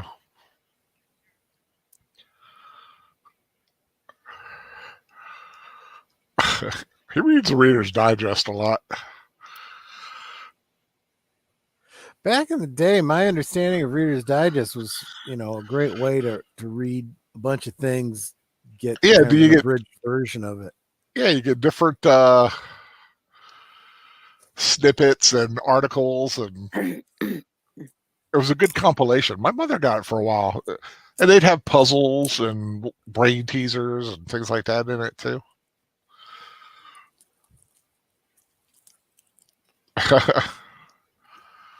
Troubles are brewing. I love that round part. Mm-hmm. There's the girl from Alien Nation. She is so gorgeous. A little bit of drug use. And see, this is still really weird to see her with hair. Yeah. And another girl. Yeah. She's dusting him. Well, some guys like what they like. Some guys like to be tickled, I guess. Yeah. Well, you hear, I've talked to some of the girls, and sometimes it's just, let's just say it's not all about sex. Yeah. Sometimes guys just want to want someone to talk to. They get back rubs. There's sensual touching. Okay, that's breaking and entering. Yep. Itself. I just love the way he says itself.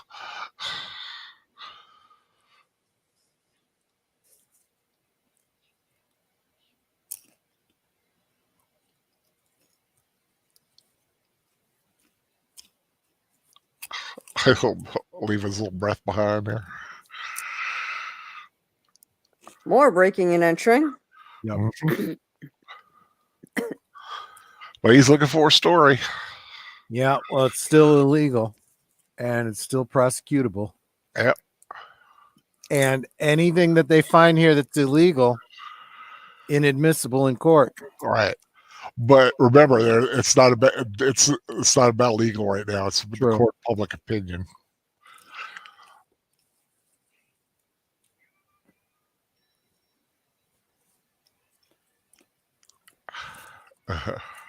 And I'd have to punch him in the face. Yep. Yeah. I mean, in Texas these days, you get shot for this crap. Let's see, here's where we get a little bit of boob. Not a lot. Just the odd touch. You don't need to call to our attention there, Al. Oh, yeah, I can sure I do. Clear. No, you don't. There we go. Smoking cocaine. They're not smoking cocaine. They're smoking pot, you dumbass.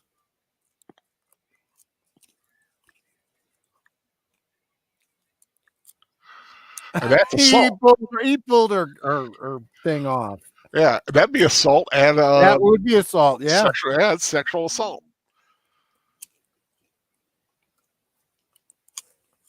Good girl. Yeah, kick the crap out of him. And all of this. Wee. Well, she's the house mother. Yep. You don't mess with her. No, you don't. Boy, he's lucky he could get up after that.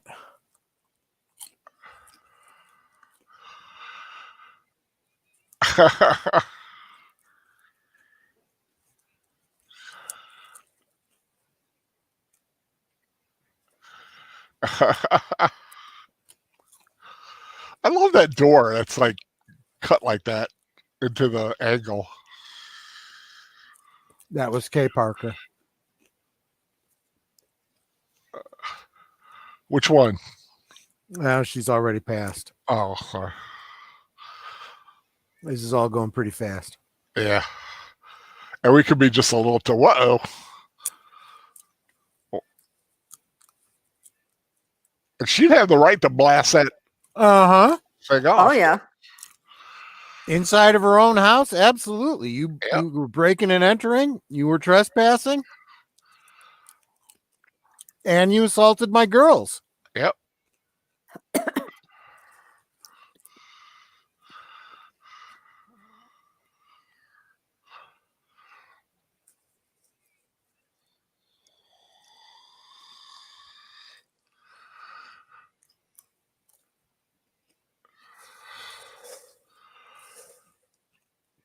Now, here's the irony. If the sheriff was going to enforce the law, he'd be showing up at the studio and arresting Tom DeLuise.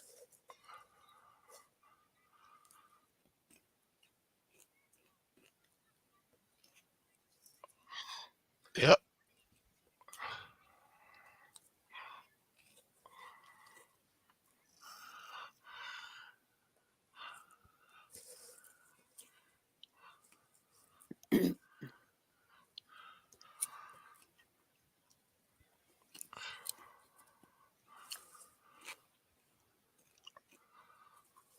But talk about New 52. Oh, Melissa's like, move alert, move alert.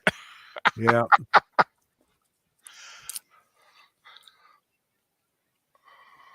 I'll be honest with you. It goes by so fast. It's you barely even notice. It does.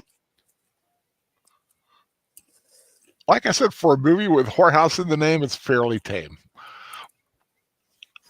I don't know, the way he keeps dropping the GD bombs, it's ticking me off.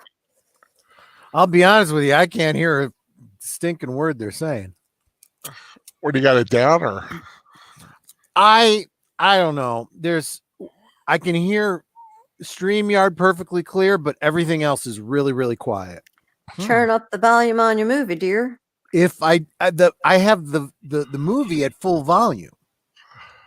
That's my problem. Huh. And there's no way to lower the volume on StreamYard so I can raise the main volume. No. You raise the volume on your computer.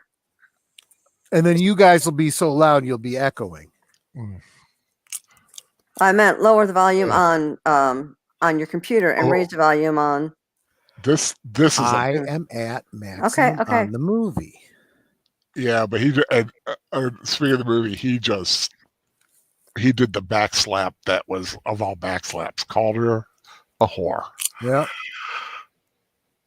They were saying mean things to each other, but he pulls that one out. That's bad. Look at the look on his face, though. He's near tears. Yeah, he loves her. He truly loves her. But he does. But he does feel betrayed. He's in this bad situation.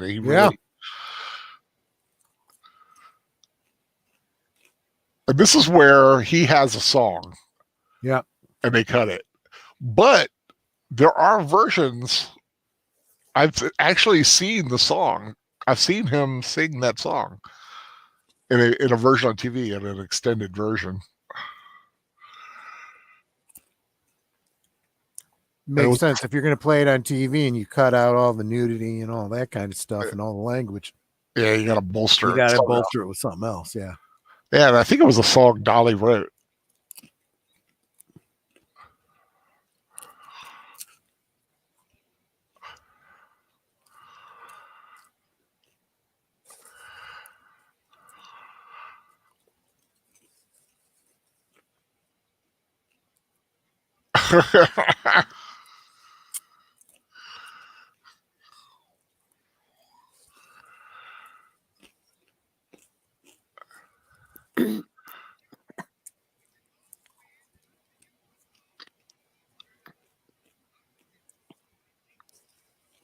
So here's where they just start making stuff up now.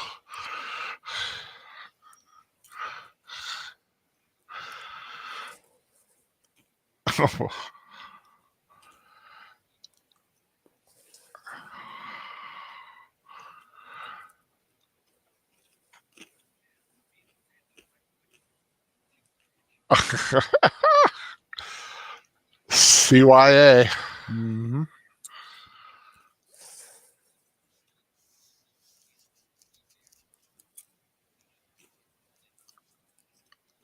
Police.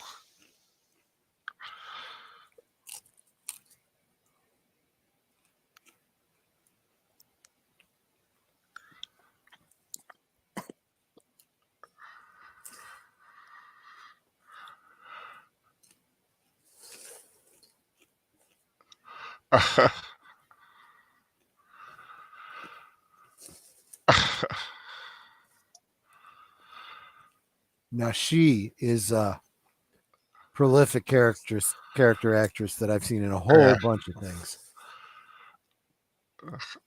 He is too. That's he played Chris Faber in V, the final battle in the series. And the other two fellows just have Burt Reynolds mustaches. Yeah. Well, it was the early 80s.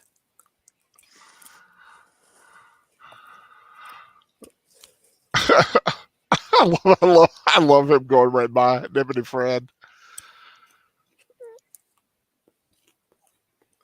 Did he just drop Alka-Seltzer into his booze? Yeah.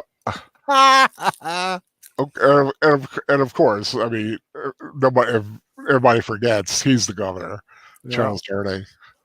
And he's got a very small role, but it's just a lot of fun. It's my favorite part of the film, actually.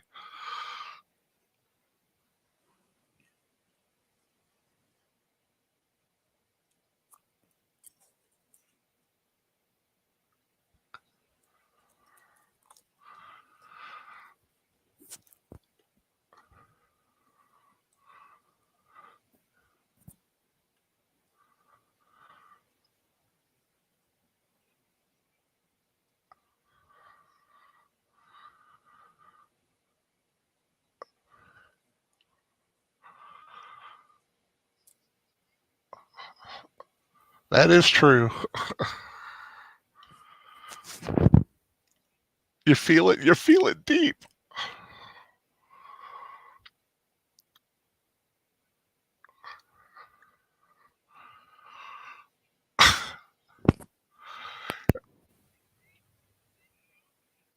See a salt and pepper shaker. I remember once at a restaurant, my mother was doing salt and pepper on her stuff, and they were these real nice glass salt and pepper shakers, real nice and big. And she's like, "Man, I really like these.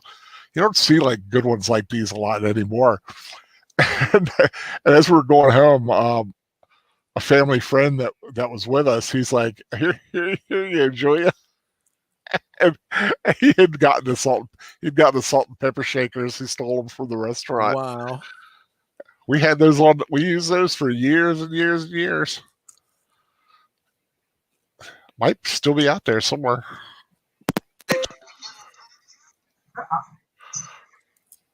Sorry about that. My headset came unplugged. I had somebody tickling your ass with a feather. Some people like stuff like that.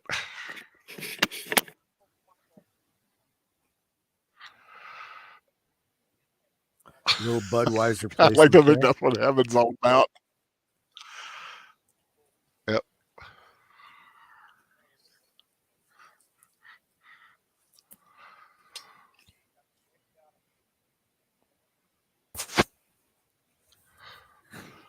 I love a nice diner cafe kind of thing like that. That's the kind of place you go for good breakfast.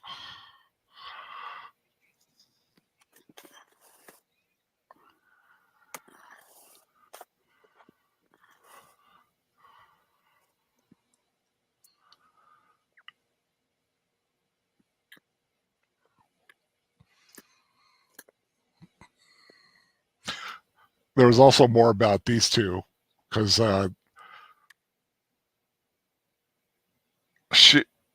she really likes him, and they had this like really kind of almost husband-wife relationship, but not romance. He'd like have things kind of like many marriages. Yeah, but it was like, he'd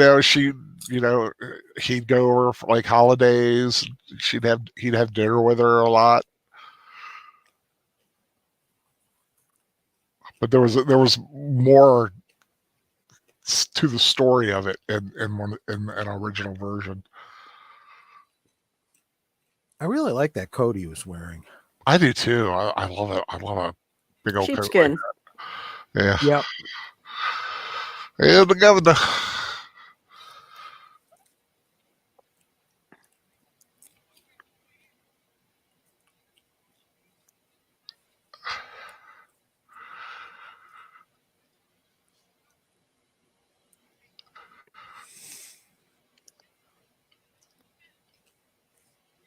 I remember when they were casting this role, they were thinking of someone like a Jimmy Cagney, and someone convinced was like, everybody knows that Cagney can sing and dance, but they don't know Durning can, and you'll get more credit if it looks good. Good point. Yeah, it's like, oh well, we know he's good, but you make him look good. Nobody knows he can sing and dance.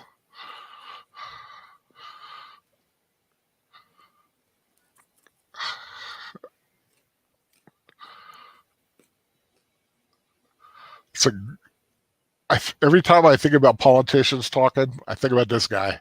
Yeah. Because he talks, but he doesn't say nothing.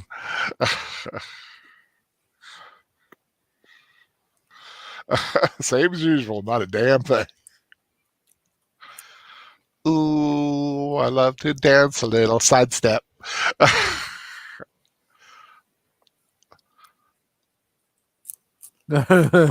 I will get this song in my head, and it'll be in there for weeks.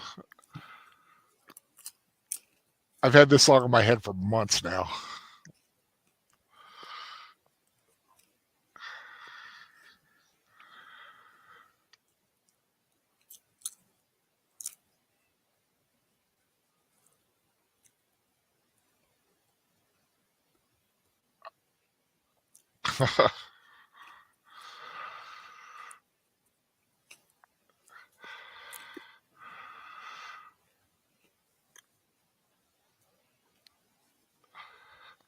I think, was he nominated for an Academy Award for this role? Yes, he was. He was Academy Award for Best Supporting Actor. Understandably. Yeah. Ooh, I love to dance a little sidestep.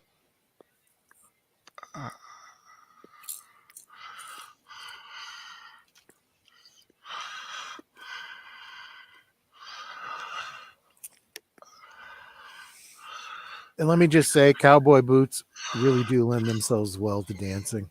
Mm-hmm. Well, they have that little tappy tap effect. Yep.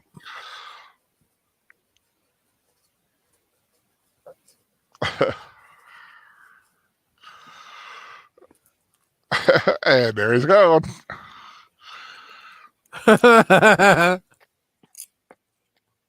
That was one ugly jacket he was wearing. Yep. Oh, yeah, he's up there.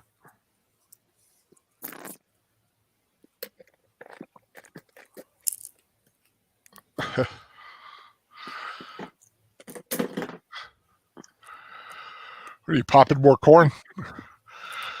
No, I just threw out my bottle. Oh, okay. It sounded like popcorn for a minute. I was like, oh, popcorn. No, I have a little plastic garbage can next to my bed, and I just threw out my tea bottle. Did you notice that my YouTube site has a cover photo now? I did not. Oh, man. Check that out. It's very simple. But it's basically my title. Oh, yeah, the popcorn. I did see that. Yeah. I did see that. That's kind of cool.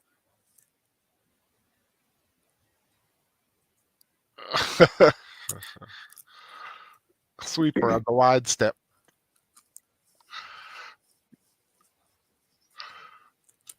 I just love how it keeps coming out of different places. Yeah. It's like a cartoon.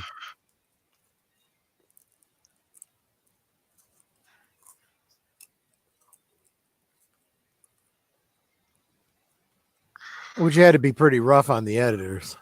Yeah. Because you got to match it up with the music. Well, just imagine him having to film it. Yep. I mean, that's a lot. That'd be a lot of work.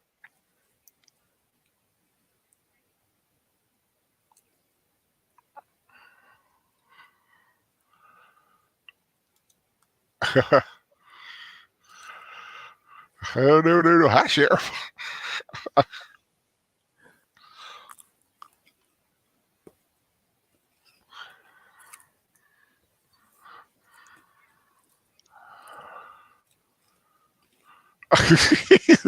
Scared of him.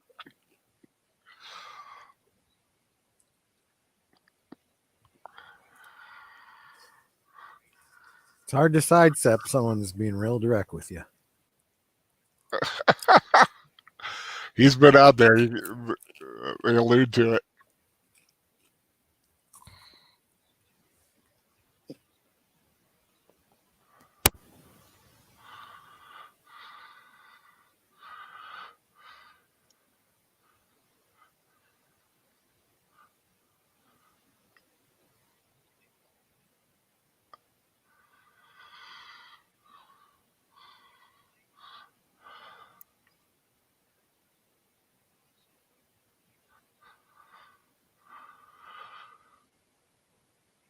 And see, that's it. It's legislating morality.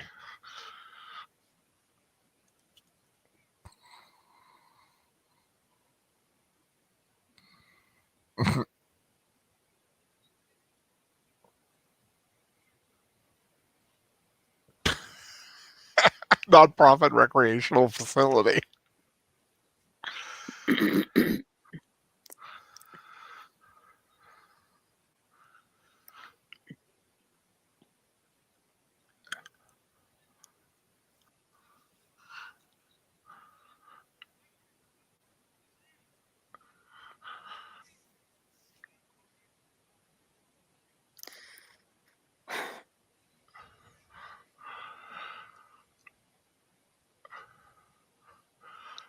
And it says, I mean,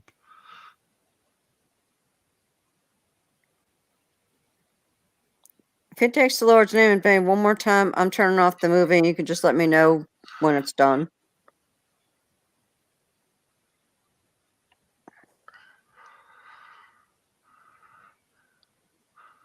whoop.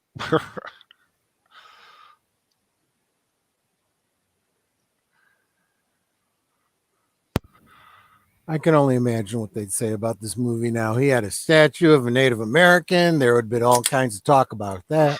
Oh, yeah.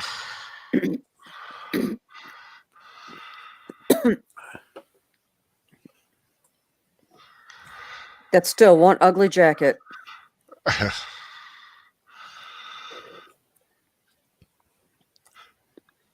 But I will say one thing about the governor. He listened to the people. Yeah. Sort of. I mean, 47 to, what was it? 42 to 37, 21 undecided. That's a veritable push, if you ask me. Not unlike the 2020 election. Very much, yeah.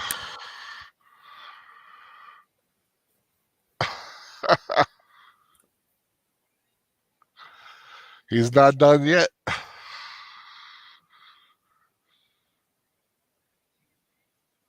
Oh, careful what you wish for. And this actually happened.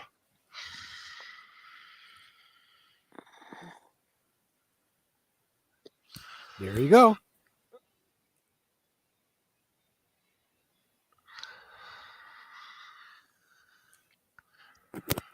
Well, something similar to that did happen in the real story, I understand.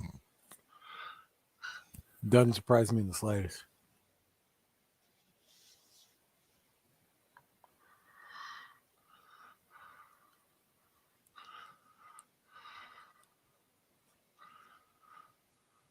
That's a great shot. Yeah. Seeing all those reflections of her. And she knows. Call to shut her down. Mm-hmm. Well, she was already packing up. Yep.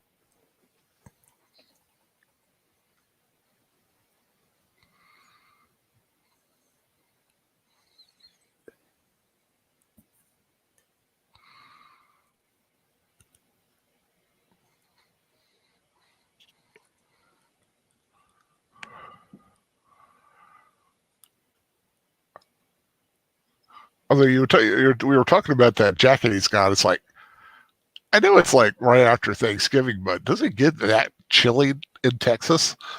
It can, depending on what part you're in. Yeah.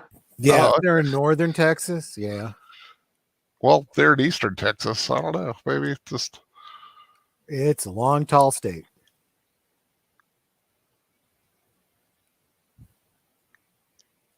And wide of girth.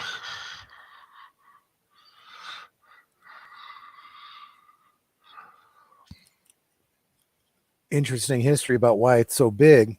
They wanted to break it up into 4 different states, but there was a lot of politics about how many senators and, slave states versus northern states and so forth. It's like California. They're talking, they're talking about splitting California. Yeah. Good luck to them on that. Yeah.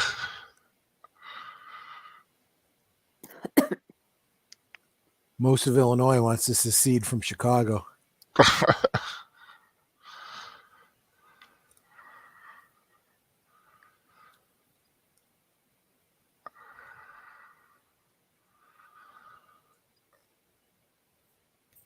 Yeah, the dark-haired one is Kay Parker in the back there.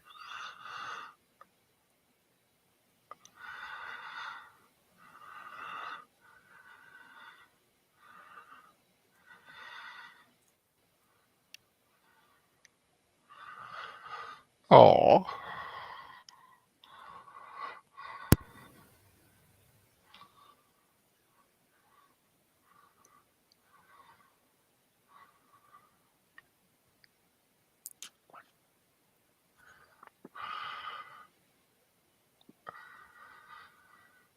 Well, why do they got to pack? They could still all live there. Yeah, but there's no way to make money. They can go get other jobs, but still live there. Small town.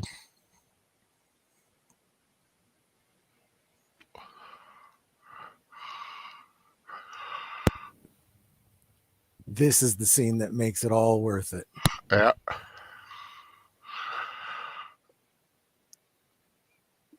She still looks like Reba McEntire, the one sitting down. Yeah.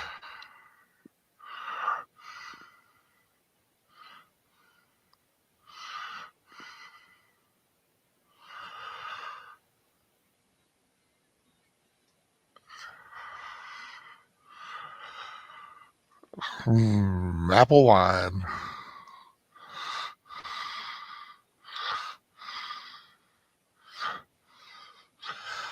Hot candy Christmas. Okay, she talked about Christmas, not Thanksgiving, so this is not a Thanksgiving movie. Well, it covers that little area.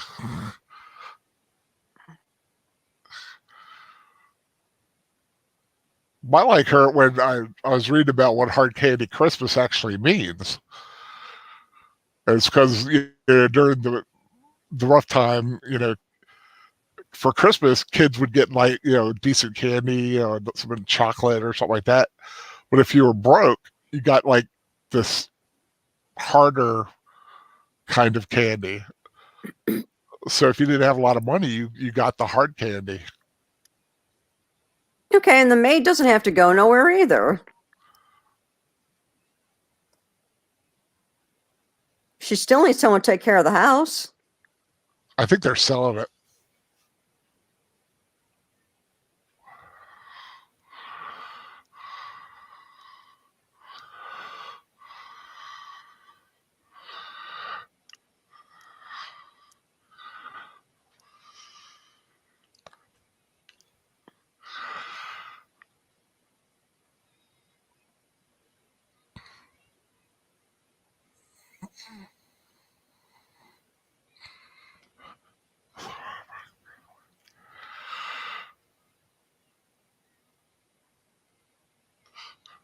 This is a very pretty song.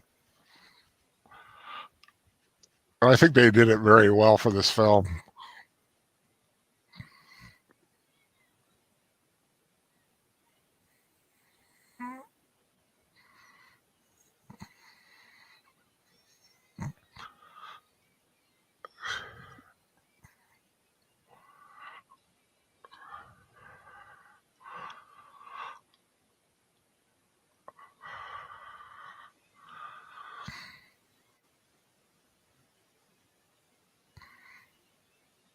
I like how each girl has kind of like a different style.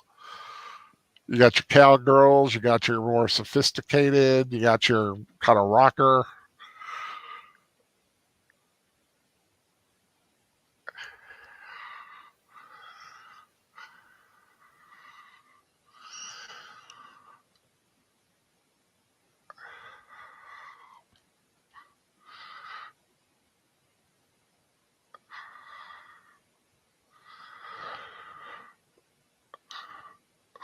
Be fine and dandy.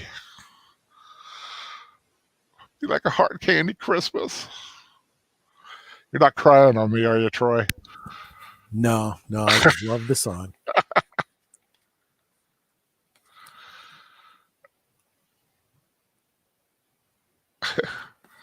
Now that is an incredible whittling job, let me tell you.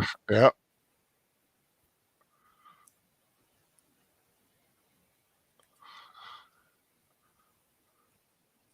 And I love knives. Like little whittling knives, small knives, carving knives. I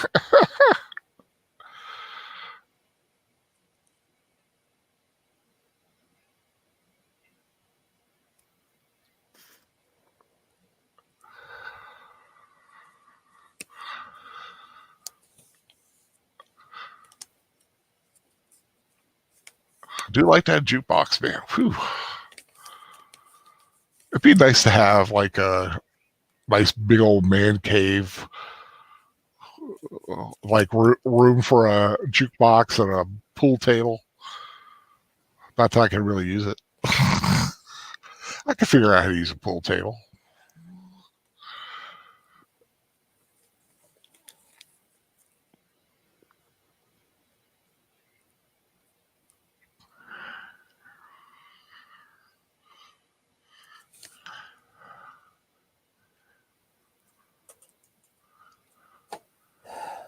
Do they would normally board up a place like that? If no one's living there, you kind of need to, so you don't get squatters and people breaking in and stuff.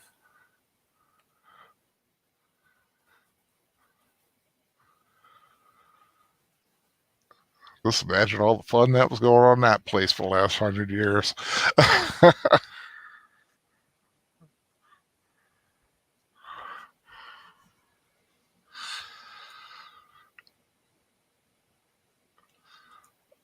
Now, this is weird. Of course, before The Bodyguard, her song was in this film. Huge hit, too. Wolf 10 said that the Broadway musical is on YouTube. Oh, really? Awesome. Yeah, broken up into parts, and it's... Oh, I hate when YouTube does that. Well, they have to. Do they have to? Because I've seen full movies on there. It's not through YouTube. Somebody posted it. Oh. Well, I've seen somebody post full movies, too. Well, they're not there for long.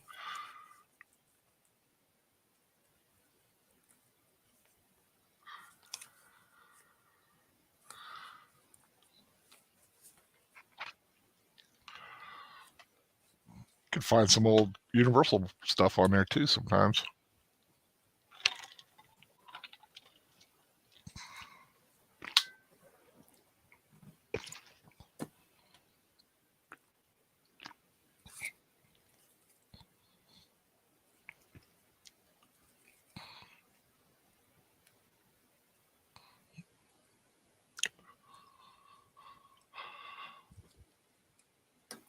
I loved him since she was 16, yet still was in the business. That's rough.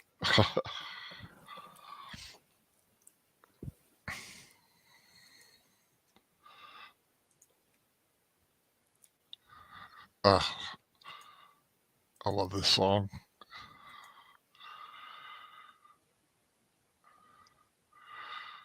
I think originally released in 1974, and after this movie, they re-released it again, and it hit #1 again.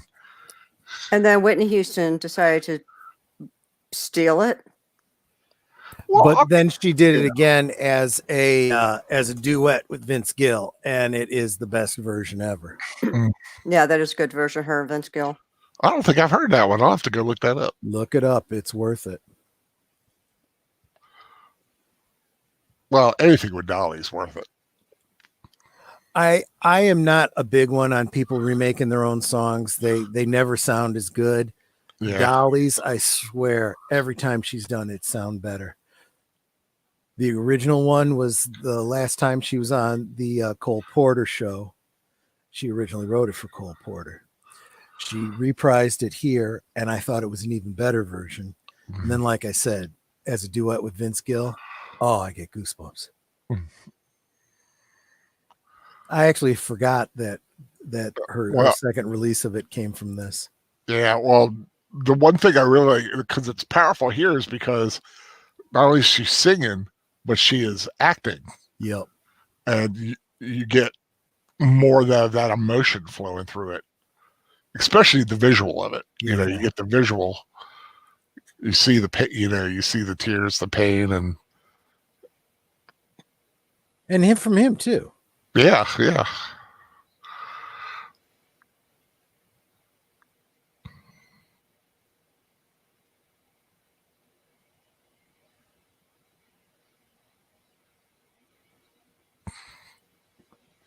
Good man. That's exactly what you should feel. Yeah. I love you, and it doesn't matter what anybody says.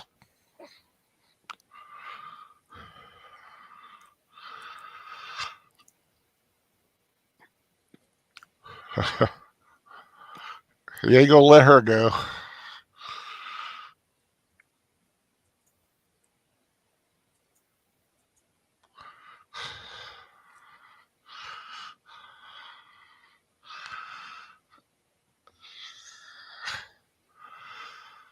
This is a very infamous aspect of the movie. He goes in, he picks her up, and Burt Reynolds got a hernia. Oh, did he really? He got a hernia doing it, and that is not him carrying her to the truck. Wow. That is his stuntman. Because he hurt himself. Wow. And he would always tease her the rest of his life every time he met her. And he's like, every time I have a pain, I think of you, Dolly. I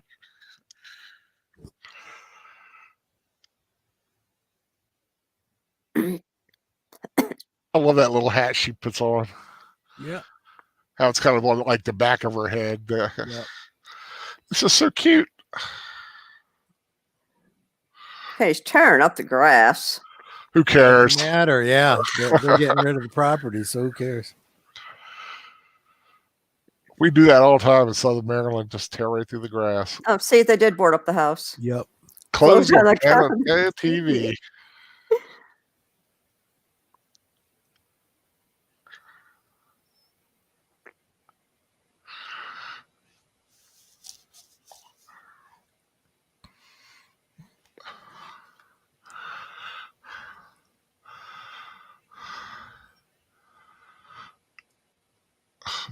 Another legend.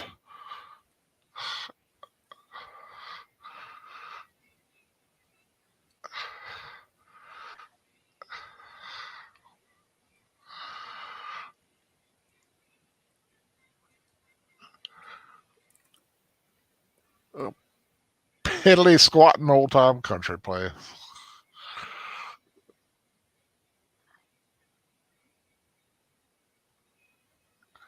Yeah, but still bugs me that he didn't get arrested for breaking and entering. Exactly. Yeah.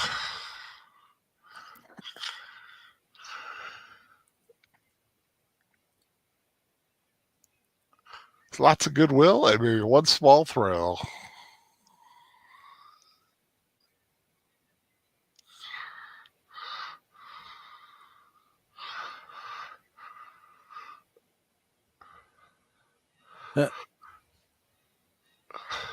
Nice. I love this film. I'm so glad we got a chance to watch this. I've been wanting to do it for a while. I was always a bit shy about doing it because of the title. Because I know, not a lot of movies out there with such a controversial title like this. But it was, when it came out, it was a big hit. It was one of the big hits of the year. It was the highest opening for an R-rated movie ever, and it was broke by Beverly Hills Cop, which had an R rating. So it was a pretty big hit back in '82.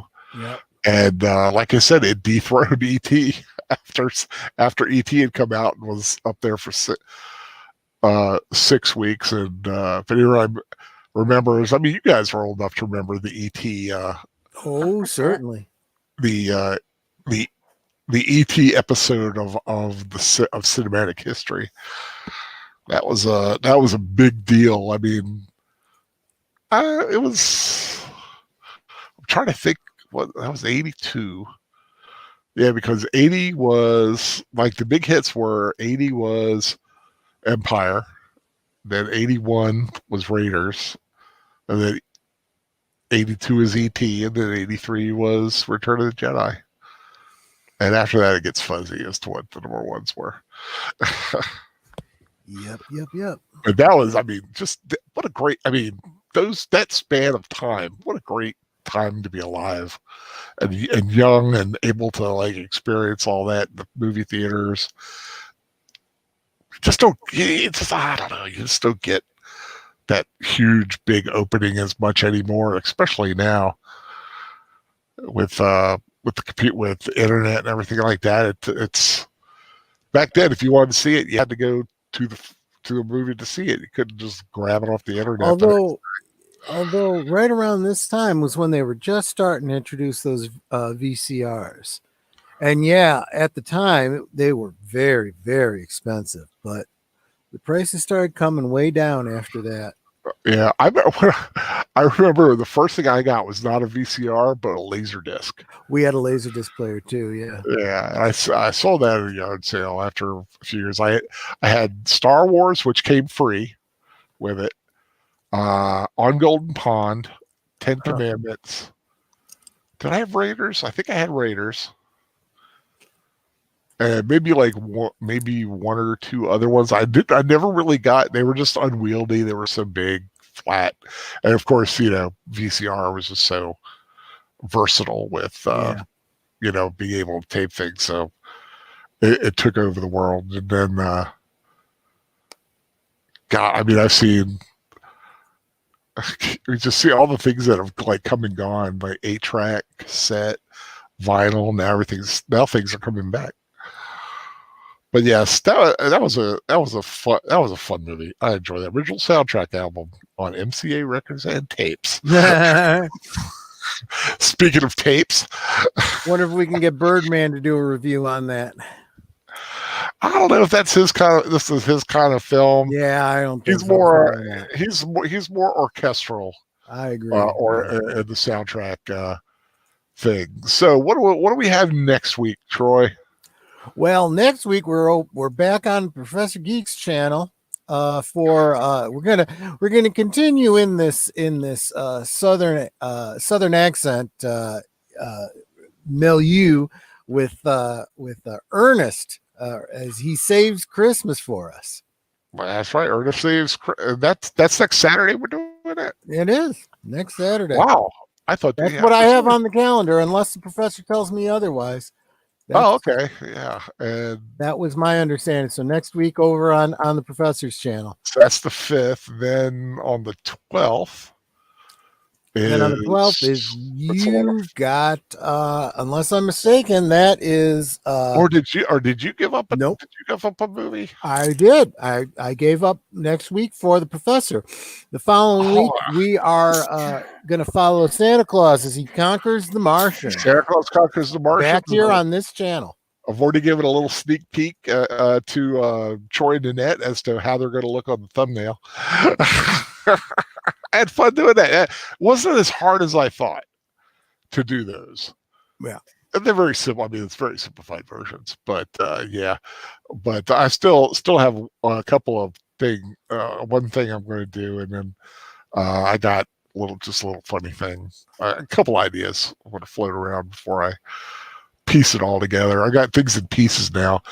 I got like the Rewatch crew, our three faces. Then I've got my Big Al Presents blank space Rewatch where I could put in the title of the film like a theater chain.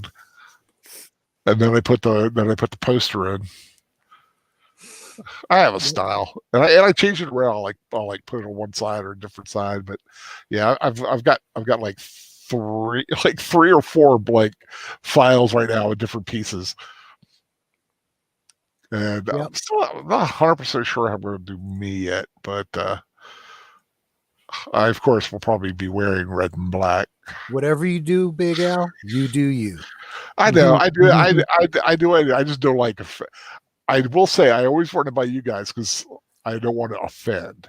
Like have you saying something or doing something that. I got to be honest with you. Every time you think you're going to offend me with one of these things, I look at it and I just think it's hysterical. I'm like, yeah, I like the one for this week, Chris. I hope that was great. You think Nanette is going to let me watch this movie? And then she's like, he's been singing that song all month. Oh, he's been singing that song for months, wanting to watch this film. And that's true. Yeah, let me look at my calendar here because I know what it was. We were going to do It's a Wonderful Life. That's the one we lost. That's right. I moved it to a Thursday. Is that, give me a second. Is that, you did? Yeah, let's figure this. Eve? Let me take a look. We're going to do it New Year's? Oh, yeah. I moved It's a Wonderful Life to Thursday, the 31st, which is New Year's Eve. Oh, so we can all sing All Lang Syne together. I hate every time I bring up Word, I get that little pop-up thingy. So that's a Thursday night. That is a Thursday night. Yeah. Yep. Okay. Also, we're doing that on so a it goes Thursday Ernest. Night. It goes Ernest next week on the Professor's channel. It goes Santa Claus Conquers the Martian on Big Al's channel. And then the following Saturday, Disney's Fantasia over on Sound Engraver's channel. And somewhere one Friday night on the Fanman's channel, we're going to be watching Krampus. That would, last I heard, that was on the 18th. Right now it is, but there was some possibility of maybe moving it up. Don't know yet. We'll see what happens. Look for me on Thursdays this month because I am going to follow in Netter's footsteps. I am going to be doing the Rankin and Bass specials on Thursdays. So starting the 3rd, Thursday the 3rd, Frosty the Snowman. The following week, the 10th, Santa Claus is coming to town. 17th, Rudolph the Red-Nosed Reindeer. And on Christmas Eve, those of you that can make it, Little Drummer Boy. Cool. Yep. So you do you do a Rudolph, Drummer Boy. What's the other one? No. In order, it goes Frosty the Snowman. Frosty. Santa Claus is coming to town. Good one. Rudolph the Red-Nosed Reindeer. Excellent. And then Little Drummer Boy. Little Drummer Boy. Okay, so you're not doing Year Without a Santa Claus. No. I might do that one. I might do that on an odd day or something. Sure. I love that one. Heat Miser and Snow Miser. I love those guys. And Netter, what night are you doing? Oh, no. I got it on here. You've got it on the 23rd. You're doing. Yep. That's the Wednesday.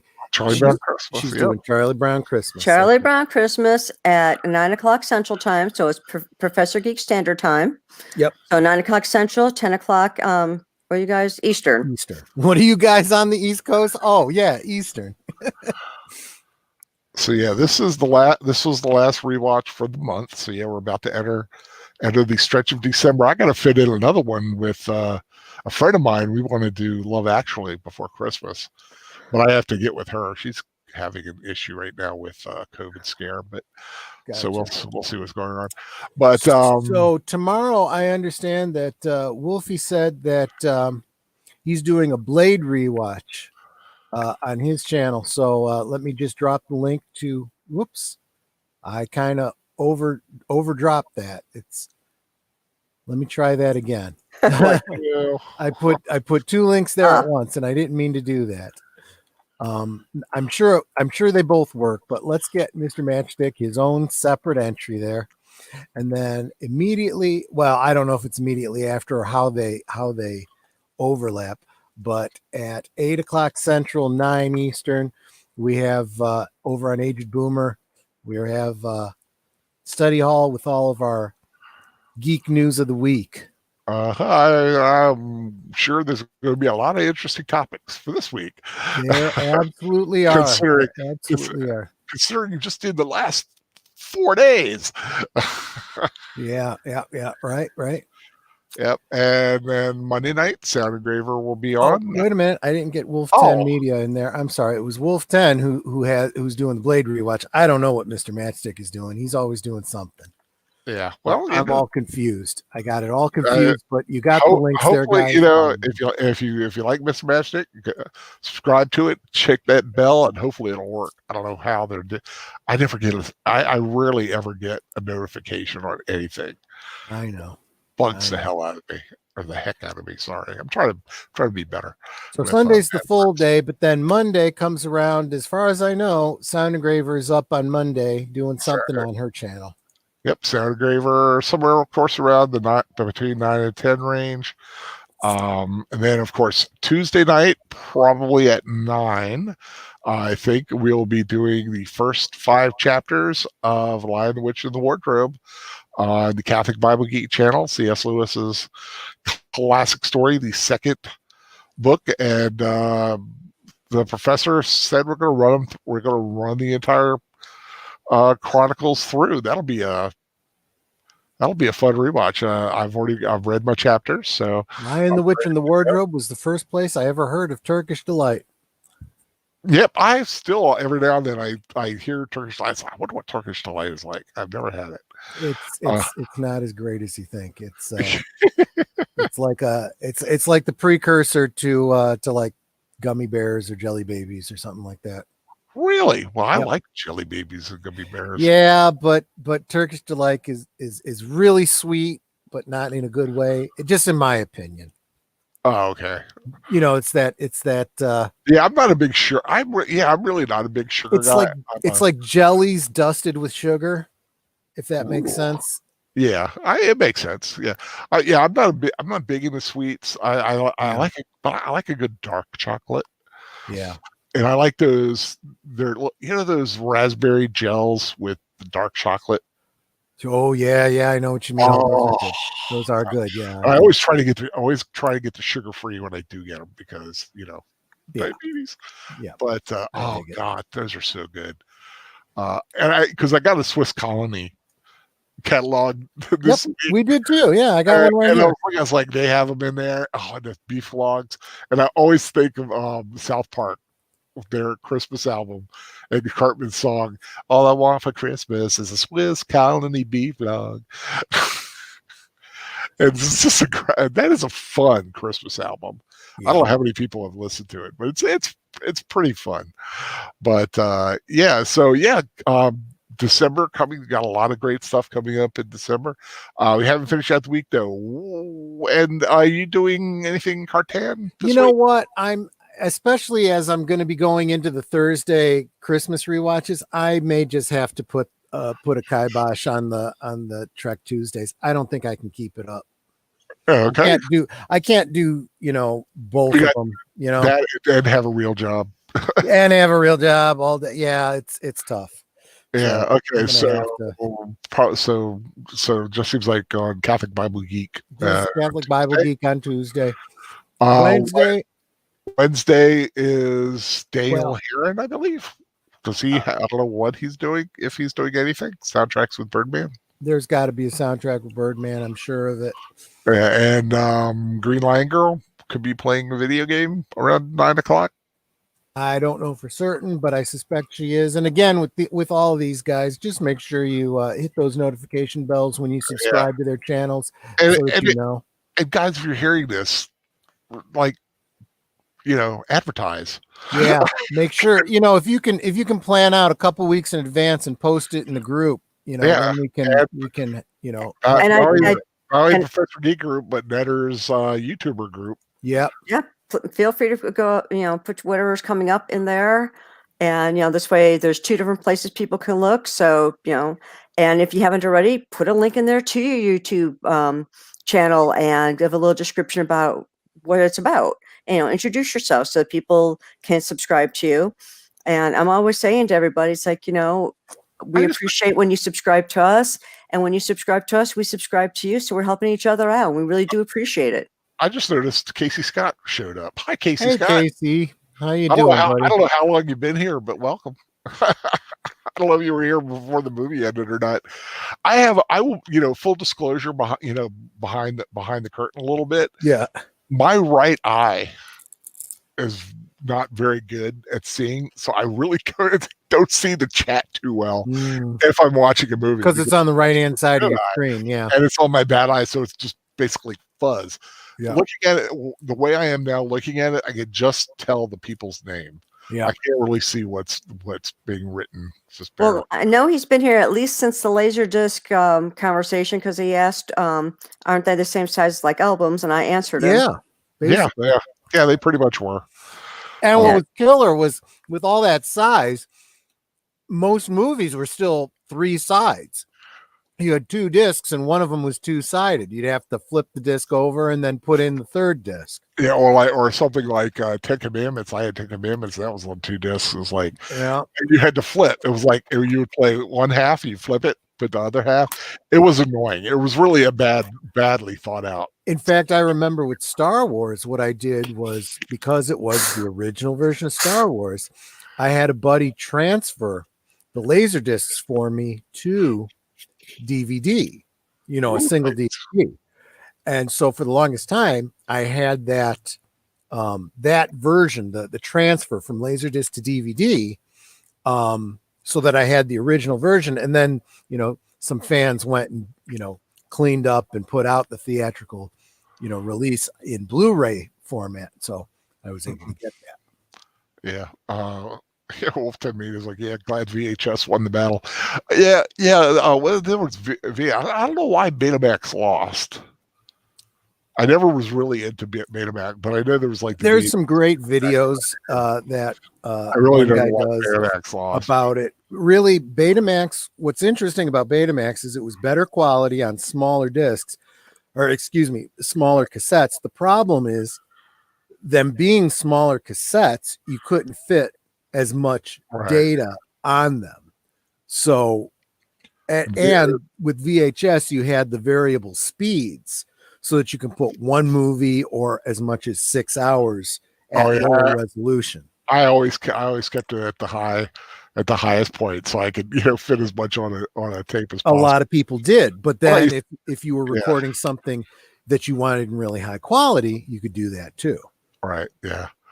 Oh, the days when you had that versatility with VHS that you didn't really have with Beta, and that's kind of how it won out. Yeah. I miss the Blockbuster Friday nights.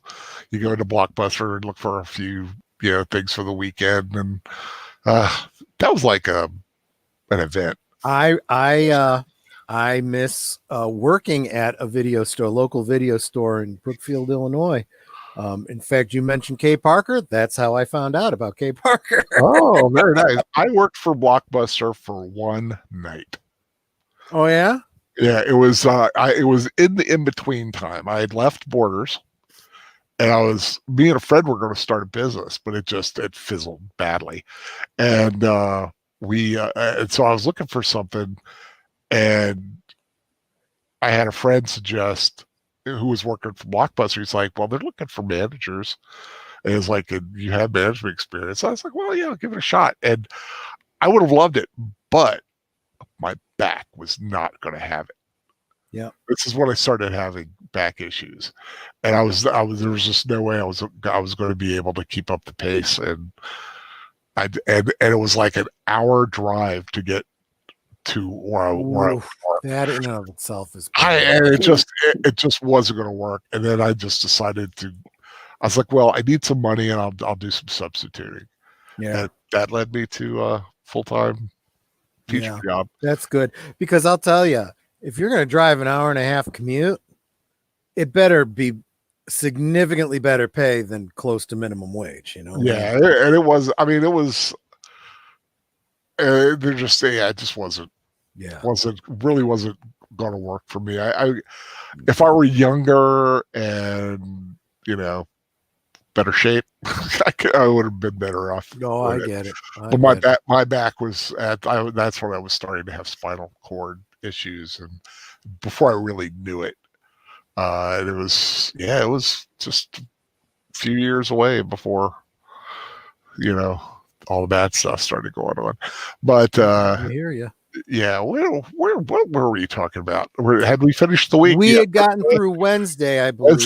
Thursday, and then we were coming up to Thursday, which would be, I'm guessing, Book of John in Catholic Bible Geek.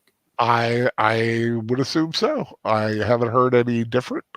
So yeah, keep an eye out for the Catholic Bible Geek. More about the Gospel of John, and I guess after that you're going to be going on and watching. Oh, that's right. I guess I got to drop my channel, don't I?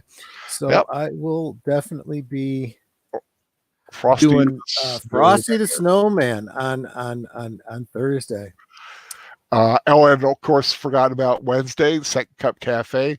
Holiday this week kind of blew up in everybody's face. Sure. And so Fanman wasn't able to do it. And something on Friday. And we should be doing something, a Fanman Tonight or a Rewatch. Not 100% sure yet, but Fanman will be on. Just not sure in what format yet.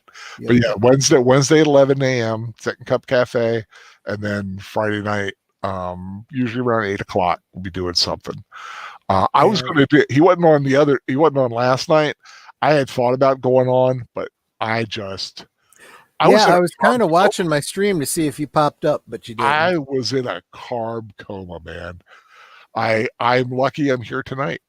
I finally got a lot. I got a lot of rest today, and I did a bad thing, which was eat more turkey earlier. But I had a nice bowl of cereal for dinner. I just had to have something else. I get it. And the sugar revitalized me, I think, a little bit. Oh, sweetie, I finished out the last of the biscuits. Alexa, add biscuits to the shopping list, please. Now, are you talking about cookie biscuits or like real biscuits? I'm talking about those big flaky Grands. Biscuits, yeah. Oh, the Grands. Oh, yeah, the Grand. Now, okay, biscuit. Do you like those layer biscuits? I think I like them because they seem to be more flaky. They're more flaky, but they seem to have better flavor to them, and the butter really gets into those crannies. She likes flaky. Look at her husband. Yeah, oh, definitely. That's why they separate it, because they put all that butter in there. But I used to love that, and now it's too crispy. I like a nice fluffy biscuit, a nice bready biscuit. These came out very nice and bready because we actually, I think, overstuffed our oven. We had the stuffing on the. What was it? The top? The stuffing was on the top. And we then had the carrots on the bottom. In the middle, and we had the carrots on the bottom. So those biscuits were kind of insulated from the top and the bottom. So they took a little longer, but they didn't get real brown, so they didn't get crispy. Yeah, I let them bake. I let them bake just enough so that when you pressed on the top, you could tell they were no longer dough. Yeah. But they were cooked, but they were no longer really doughy. And so they weren't really brown, but they were so good. We usually, for Thanksgiving, did the brown and serve rolls. And it was the only time of the year we'd have the brown and serve rolls. It was a Thanksgiving thing. Sure. And because usually, we were a big biscuit kind of guy, but I love those grand biscuits, the bigots. Yep. Oh God, they're good. I want a grand biscuit with a nice slice of tomatoes and butter. Ooh, well, what's also really nice about those biscuits in the following days, you put a little bit of the stuffing and the turkey, and you make a little sandwich. Yeah, you make your Thanksgiving sandwich. Yeah. Yeah. God, now I'm hungry. But yeah, and then of course that leads us to next Saturday where we're doing Ernest Saves Christmas on Professor Geek's channel. Let me drop that link one more time. Netter said that she hit 6,100 views on her Thanksgiving Charlie Brown special. Awesome. How awesome is that? That's like, I just checked and it's like 6,100. It's like, I am so floored. I am surprised. I've never had anything like that, but I am so surprised that my most successful video has been the rewatch of The Ghost of Mr. Chicken. Huh. That shocked me by like not even close. It's got like hundreds of views. I'm like, wow. I've never really looked back at my videos to see, if I got any big views on anything. I just went through them one day, curiosity, and I just happened to see it. Well, I want to thank everybody who is still with us. I'm glad that they came by, and I do want to do one parting commentary. Mm-hmm. There's a lot of weird feelings going on thanks to little Grogu and Ahsoka and everybody like that. Please remember, don't read too many things, and basically some people are just going to like it, some people are not going to like it, and that's okay. It's okay. Amen. We can have different opinions. Yeah. I myself am well known to be the sunshine, lollipops, unicorns, and rainbows, and I love that show. Love it. And some people don't. Some people are just waiting for Disney to drop the ball. And, to each his own. But yeah, don't take everything too seriously. Don't get upset. Don't unfollow people because of a television show. Wolf 10 Media says it best. We're family. Remember that. Yes, we are a family. We can discuss. And in fact, sometimes that's what adds a little spice. Is the subtle disagreements, and it's like I said, don't take it too seriously. We are a fractured nation politically and racially and genderly, and come on, guys, we got enough separation in this world, in this country. We don't need to get separated by our TV and movie viewing habits. So I just wanted to add that in because I did feel like it was getting a little tempestuous. Is that the right? Yeah. That's a good way of saying it. Yeah, that'll work. People were having cranky pants. Yeah, people were getting a little bit of cranky pants, and we don't need to have any. Look, I think bottom line, I think you said it. Let me reiterate what you just said. You can like it or you cannot like it. Just don't condemn people for not sharing your opinion. Okay? True. I mean, not only are we don't be so much like family that you think you have to, make everyone agree with you. Okay. And start a holiday fight. Okay. You like it. That's great. Enjoy it. You don't like it. Sorry. You can't make other people not like something they're enjoying. There's a ton of other things on that, you can find. Kelly Cuoco's got a new show. I was thinking about possibly watching that. Was it like Flight Attendant or something? Wait, you mean like on network television? It's on what's it on HBO? Is it on HBO Max or it's on a streaming service? Oh, we don't get those. But it's out there. Yeah, we can find it if we want it. Yeah, it's like way different. I saw like the first 15 minutes. She plays a stewardess who's a little she drinks and has fun. So yeah, it's like Kelly Cuoco. Ding! Right there, you got me at least. Okay, because Netter got me thinking about it. I went back and looked at my videos. and most of them are all like in the 70, 30, 70, 90 views. That's where mine are usually. I have one video that's at 2.9 thousand views. Wow. Which one's that? The Saturday Night Rewatch of They Call Me Trinity. Basically, that was my movie. It was her movie. If she hadn't been having computer problems, it would have been on her channel. That's wild. That's amazing. Again, I wonder how many people were looking for that movie. Maybe but unlike the Charlie Brown thing, I'm looking and there's 21 thumbs up and only 6 thumbs down. So it's not like people were, annoyed and angry. And the other thing that's crazy, for all the people that leave thumbs down, there's no comments. You'd think at least someone would cuss you out and say why they didn't like it, Yeah. And I mean, like I said, thumbs down, thumbs up. It's like a wrestler, You can be cheered or you can also be hated. And sometimes the hate is just as good. The second runner-up, ironically enough, is Rocky at 705 views. Oh wow, that's a good shot. I think my second was Darby O'Gill. I think has a lot of views.